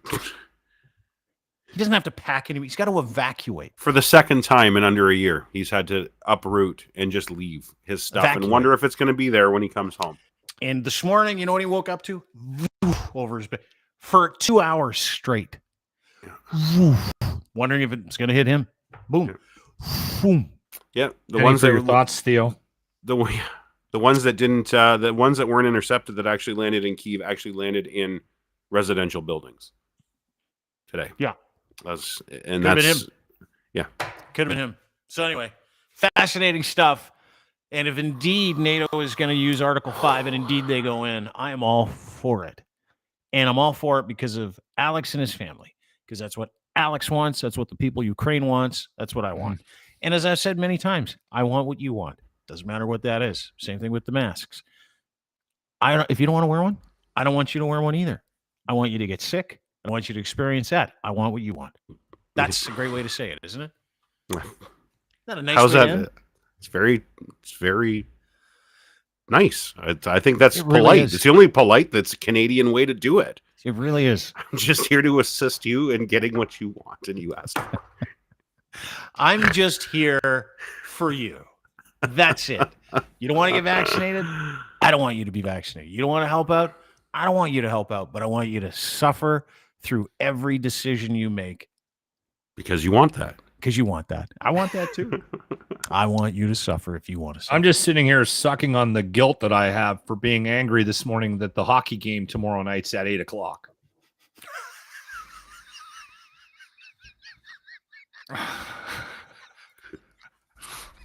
I legitimately had anger. I'll Shut tell up. you because you know what's really 8:00. funny. I'm not going to be able to watch the whole fucking So game. Alex sends me that note, and he sends me that note right after. So I live on this street where someone did this. I just want to point this out. Someone did this. This is in your city, by the way, Locke. This is in Edmonton. You know, someone who's like, my car doesn't fit here, but I'm going to block a whole sidewalk so no one can get around. I can't. That happened to me today. No snow. That's a war crime. No, it's like, I was so angry at the person that lives next to me. I went next door and I started banging on the door. I'm like, who the fuck parked there? It's like, I did. I'm like, you got to move it. No one can walk down the fucking sidewalk. And I was like visibly shook. I was fucking angry about it. And I'm like, it's bothered me for years. So I'm finally going to fucking say something. I walk back into the house and it's like, Keeve's under attack. Alex has no power. And he sends me that video. And I'm like, I'm a dick. Just a rage. If I can explain something to the Raging audience, on. everybody thinks Dean is this level, very, No. very. When it comes to cars, anything to do with a car is what He's a triggers Total Dean. snap show. He's a Yeah. complete Anything about a car, he's a Yeah. fucking absolute. That, Oh, that you're part going to is merge in never. front of me with plenty of space? Fuck you. Didn't you know that was When- my spot? That's how I When am. I went to Toronto last year, he was driving to the city to meet with us, Yeah. and he was running late. And so I'm like, my wife's like, where is he? Like, give him a call, find out where he is. So I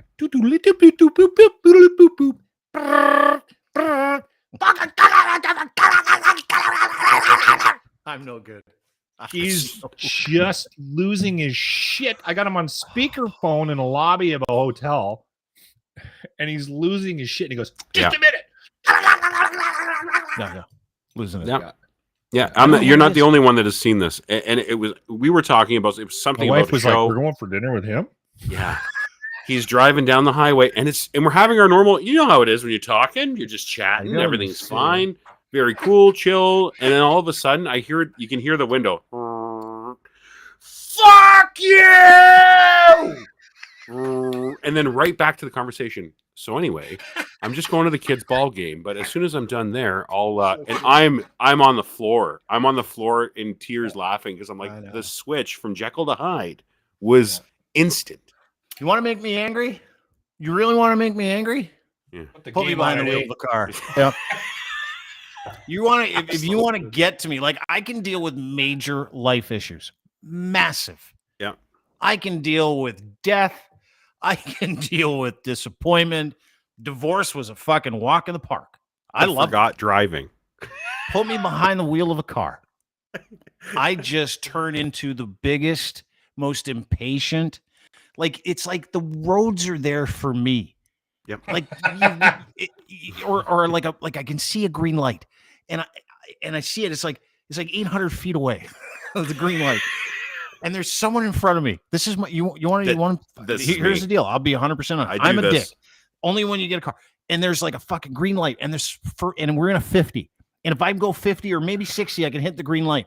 But the dickhead and the scion in front of me is doing 20. Yep. And you see the countdown. Oh, and it's like 10, 9. Are you not looking at Eight. that? I'm leaning on. This is this morning. I'm leaning on the horn. The person's like morning.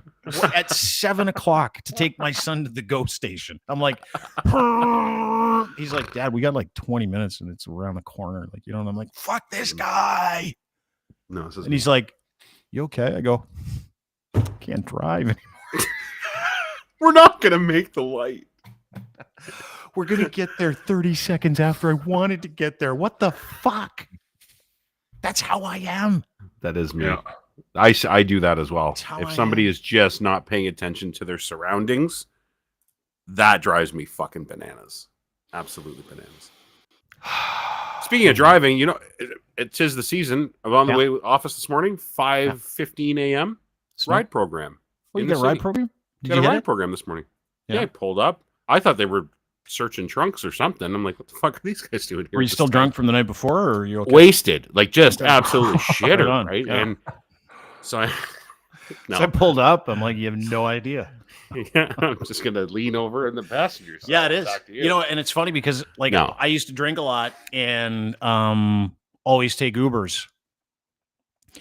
And I remember one day. Good to say it out loud, though. Ah, Yeah. wow, Ubers. I remember one day after I quit drinking, it was like 6 months into quit drinking, and I was having these dreams of like going through ride programs sober. That's how much I used to drink. wonder what that's Have these- like. I'd wake up from these incredible dreams going, oh, I just went through a ride program. And I got 6, 7 months into me not drinking, I get on the 407 right there, ride program. Nice. I roll down the window, cocky as it can be, and I'm like, how you doing, sir? He's like, I'm great. License and registration. What do you got there? T-shirt? It's Looper. the new ride program here in Edmonton. It's primarily for James P. White, my co-host. Yeah. Who I don't drive anymore. But it's not Uber, it's Luber. Shirts are Locks available. Uber. The locker room but- webpage. Yeah. So you went through. What's that? You went through Through what? through the ride program. Through the, All no, I cocky. didn't. No. I got to the ride program. Oh, So I get to the ride program, roll down my window. He's like, license and registration. I go, yeah, sure. Here you go. And I said to him, I've been waiting for you for 7 months. He goes, what? I go, I quit drinking 7 months ago. And he goes, really? I go, yeah. So he looks at my license. He goes, Dean Blundell from the radio? I go, not anymore. No. And he's like, yeah. You haven't had anything to drink? I go, nothing. No. And he goes, do you want to blow on the thing anyway? And I'm like, I'd love to. You want to do says the that to a breath lot life? of guys. He goes, yeah. He goes, okay, hang on. So he goes and gets some guys. They all get in the car, my car. No way. I autograph some stuff for him, take some pictures with the guys. No Blew shit. zeros across the board. Had a great drive home. It was the best. It That's was hilarious. the greatest ride program experience anybody's ever had. Talked to the guys for 20 minutes. So you guys call it Had the a coffee. ride program? Yeah, we yeah, call yeah. it roadblocks. You know, call them ride Yeah, they call them ride here. programs out here. Yeah. Yeah, Okay. reduce impaired driving everywhere is the acronym. But yeah, no, Oh. I they used to give away shit, and that's what I always ask now. I'm like, you guys aren't giving away shit. Even this morning, I'm like, where's my coupons? Normally, you guys give away like free Timmies and shit. Where's my coupons? And he's- Yeah. We haven't And done if that you for weren't years. wasted, this is how we do things in Canada. We're so nice. If you weren't fucking 12 out of 10 hammered and getting got a free arrested, coffee. they're like, you know what? Here's a coffee and a donut. Yeah, or some tickets for the they used to give the Hamilton Bulldogs game. They give Yeah, they give Bulldogs tickets. You gotta They be give, kidding like me. concert Yeah. tickets. They reward people when they pull you over in Canada for not being shithoused. Yeah, Seriously. Ice cream. They were doing that in the summer. You're Yep. not wasted? Fuck, good for you. here's a How Dairy low Queen. is the bar? Dude, you're from Alberta. Drinking and driving is like a technique. It's not. Yeah, it's a sport. It's hot. It's bad. It's still bad out here. I when we were kids, we used to drink and drive all the time. And then I had a like a wicked eye-opening experience when I was up in Fort Mac. Mhm. One morning I woke up. I was only up there for 8 months, but there was a relatively famous radio personality, Mark Styles. Styles. Mark got a DUI, and they literally on the front page of the Fort Mac Times or whatever the hell it was, they had his whole head. And I remember going, oh shit, I better stop doing that. I was like 20, 25, 26. And I was just like, yeah, this is not a good idea. Then shortly after that, I had kids, and we've never, like, both my wife and I are very, very, very much like responsible. Like, we take Ubers and cabs, and if Same with that, yeah, we're the same. We don't I don't fuck around with that anymore. Yeah, as you shouldn't, or as we you stay. Yeah, but man, we used to do things like throw keys. Like, all our buddies we'd go to like gravel pit parties and shit like that back in the day, and someone would go, all right, who's driving? And then we do like a thing where we toss the keys up in the air, and whoever caught them got to drive. Not necessarily the test of who is the drunkest or soberest. There was a couple of close fucking calls. I remember one night I was driving back from Creston to Yak in my Toyota Tercel, and I was doing one of these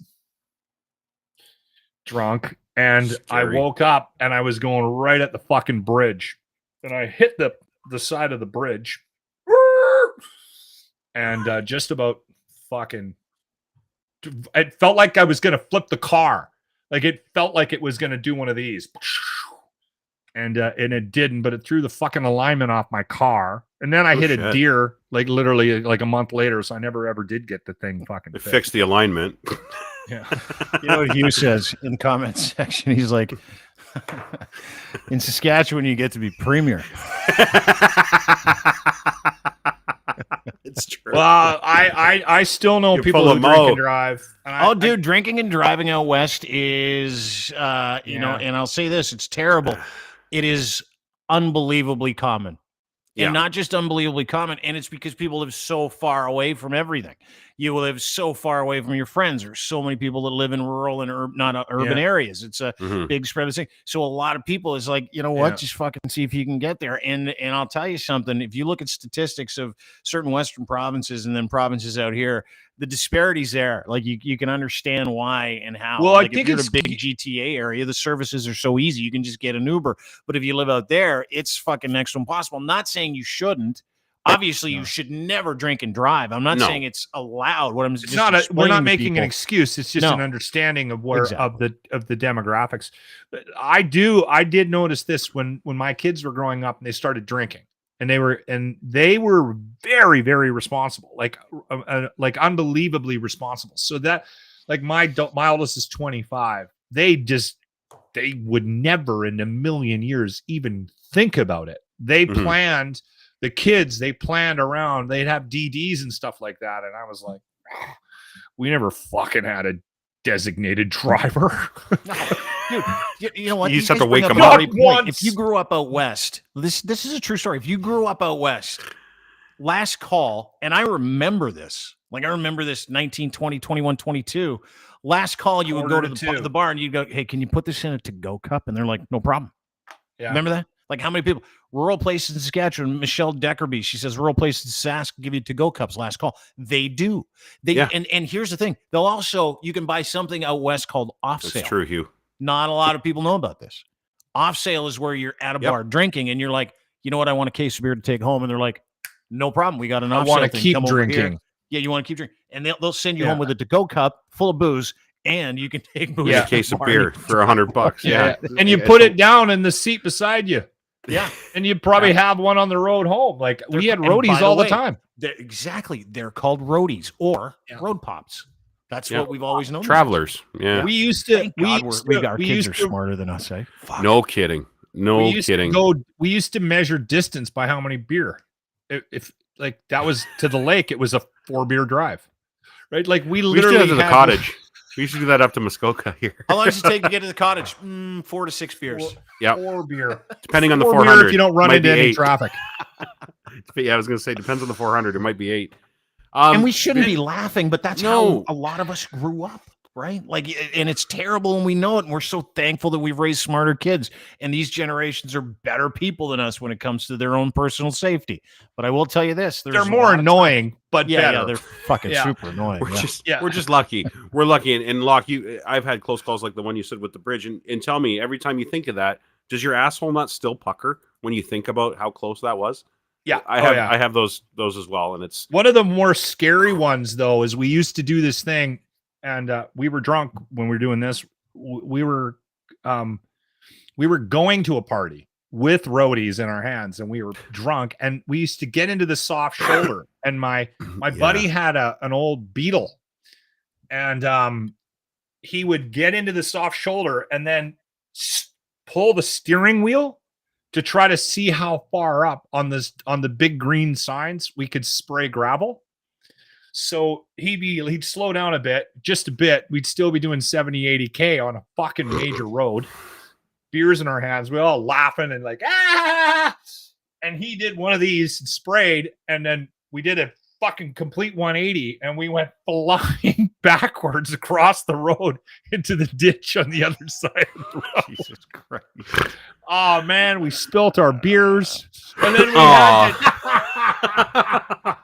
I can't believe he blew his fucking transmission out because we went like 70, 80 clicks for about 40, 50, 400 yards or whatever in reverse. Like we went reverse while the car was in drive.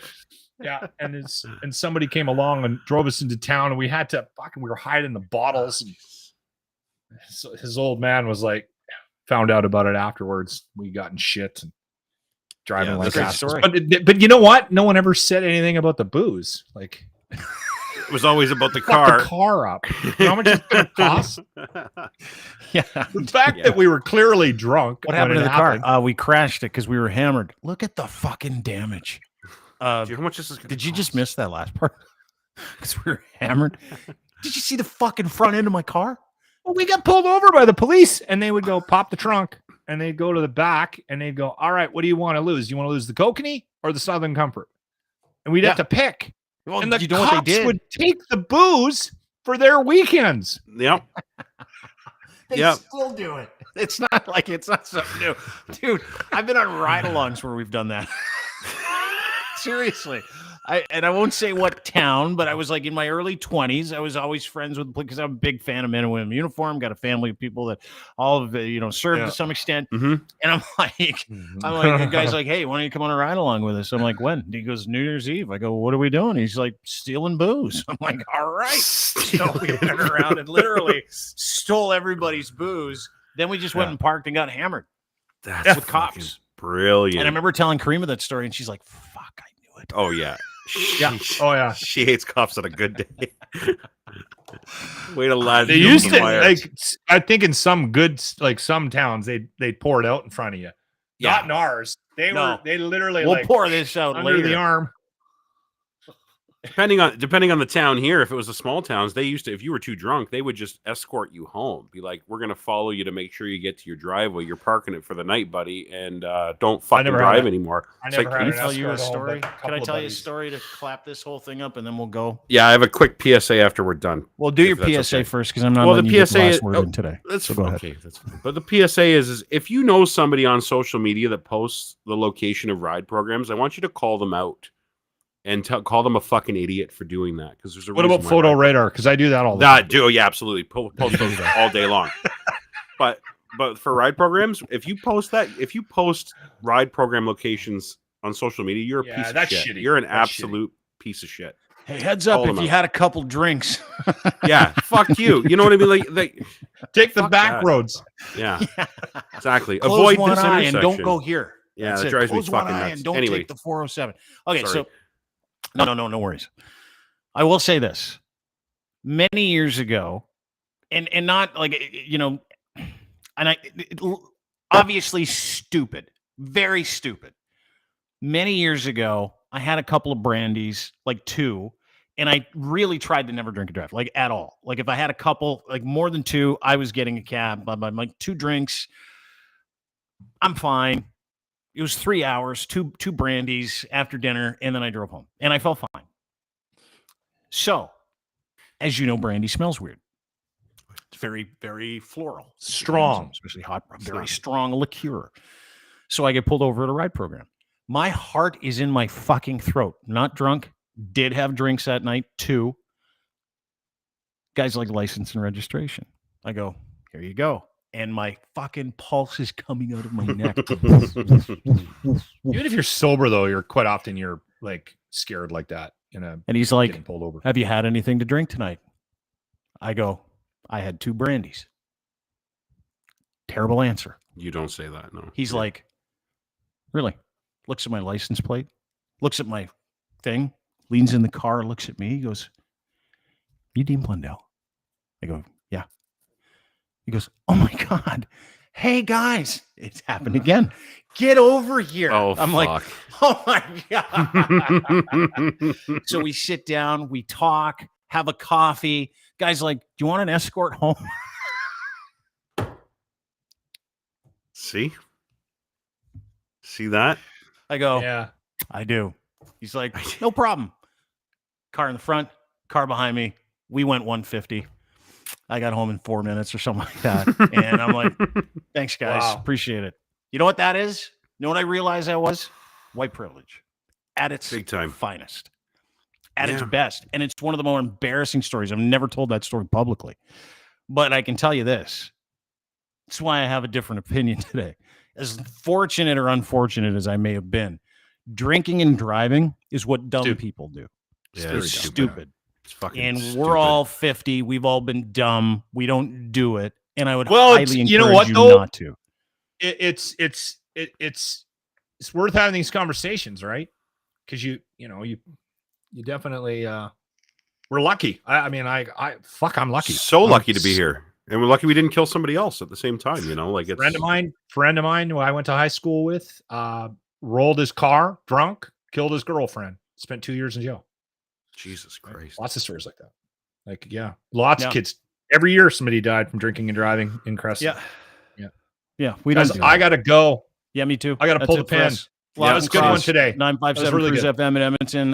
Ryan Lindley, Lynn's Report, at Ryan Lindley on Twitter. Thanks. Good to see you as well. We'll see you soon. See you, pal. Download his Lynn's Report. Thanks, buddy. Great to see you. Thanks to Douglas Connors from the True North Eager Beaver podcast.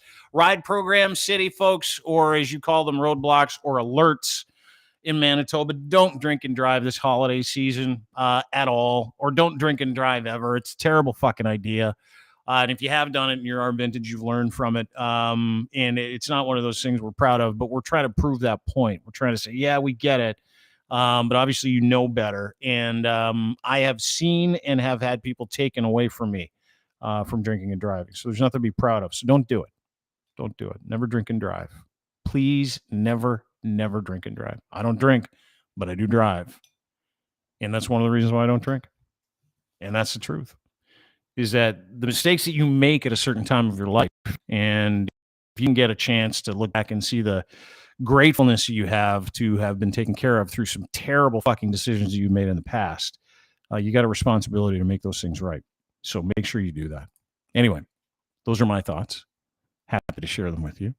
Would never tell you what to do, but don't fucking drink and drive, especially this holiday season. It is a douchebag move, and you cannot do it. No matter how many stories you hear about old guy, old school, fucking Western Canada bullshit, it's uncool. There are no do-overs when you hurt somebody. Great point, Michelle. There are not. Some people have been fortunate, some people have not. But it's idiotic to have a drink and get behind the wheel of a car. So please do not do that this holiday season. Thank you. Have a wonderful day. Appreciate the input from everybody today, and not just Douglas and the whole crew, but obviously our partners like our guys at Cantork. If you're looking for any kind of tooling solution when it comes to fasteners, looseners of the industrial style, my friends at Cantork will help you out. What does Cantork do, you ask? Very simple. They make industrial torque wrenches, fabricate the best hardworking, beautiful torque wrenches in Canada as Canada's leading industrial tool expert. They offer you the best in sales, service, rentals, calibration, maintenance, custom fabrication, industrial torque tools.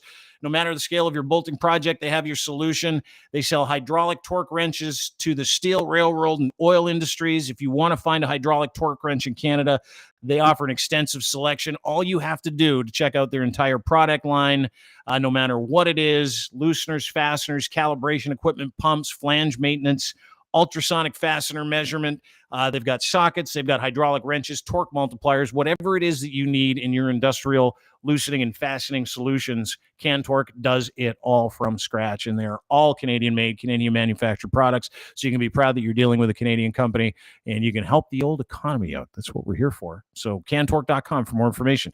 Also, I'd like to thank our friends at kivlaw.ca. If you're looking for legal defense and you're up against it when it comes to some kind of legal situation you got going, it doesn't matter what it is. If you did it or you didn't do it, whatever the situation is, you want to maintain that freedom and have your best opportunity to do so and learn from those mistakes. Big fan of learning from those. Make sure you call my friend Rob Kivlikin at kivlaw.ca. Email him today, robert@kivlaw.ca. Also, thank you to our friend at Ed's Fine Imports. His Gitch or our Gitch, it can be yours as well. GITCH3, luxury branded boxer briefs. You're never going to find a better pair of underwear, guaranteed. It's not even a question. I've worn lots of them. The boxers, the briefs, the boxer briefs. I've worn the tighty whities. When I was younger, my mom used to get me the Speedo variety that made me look European. Fuck, I hated that too. What you need is a good boxer brief, and the best one in the industry is Gitch by edsfineimports.com. Go there today. Order online. Gitch3 is your promo code. It'll send you a free pair when you check out. There you go. Have a great day, everybody. We'll be back here tomorrow, right here on this very program, 3 o'clock. Very excited. Marianne Iveson from the Let's Take This Outside podcast will be joining us. See you then. Have a great day. Bye. Hi.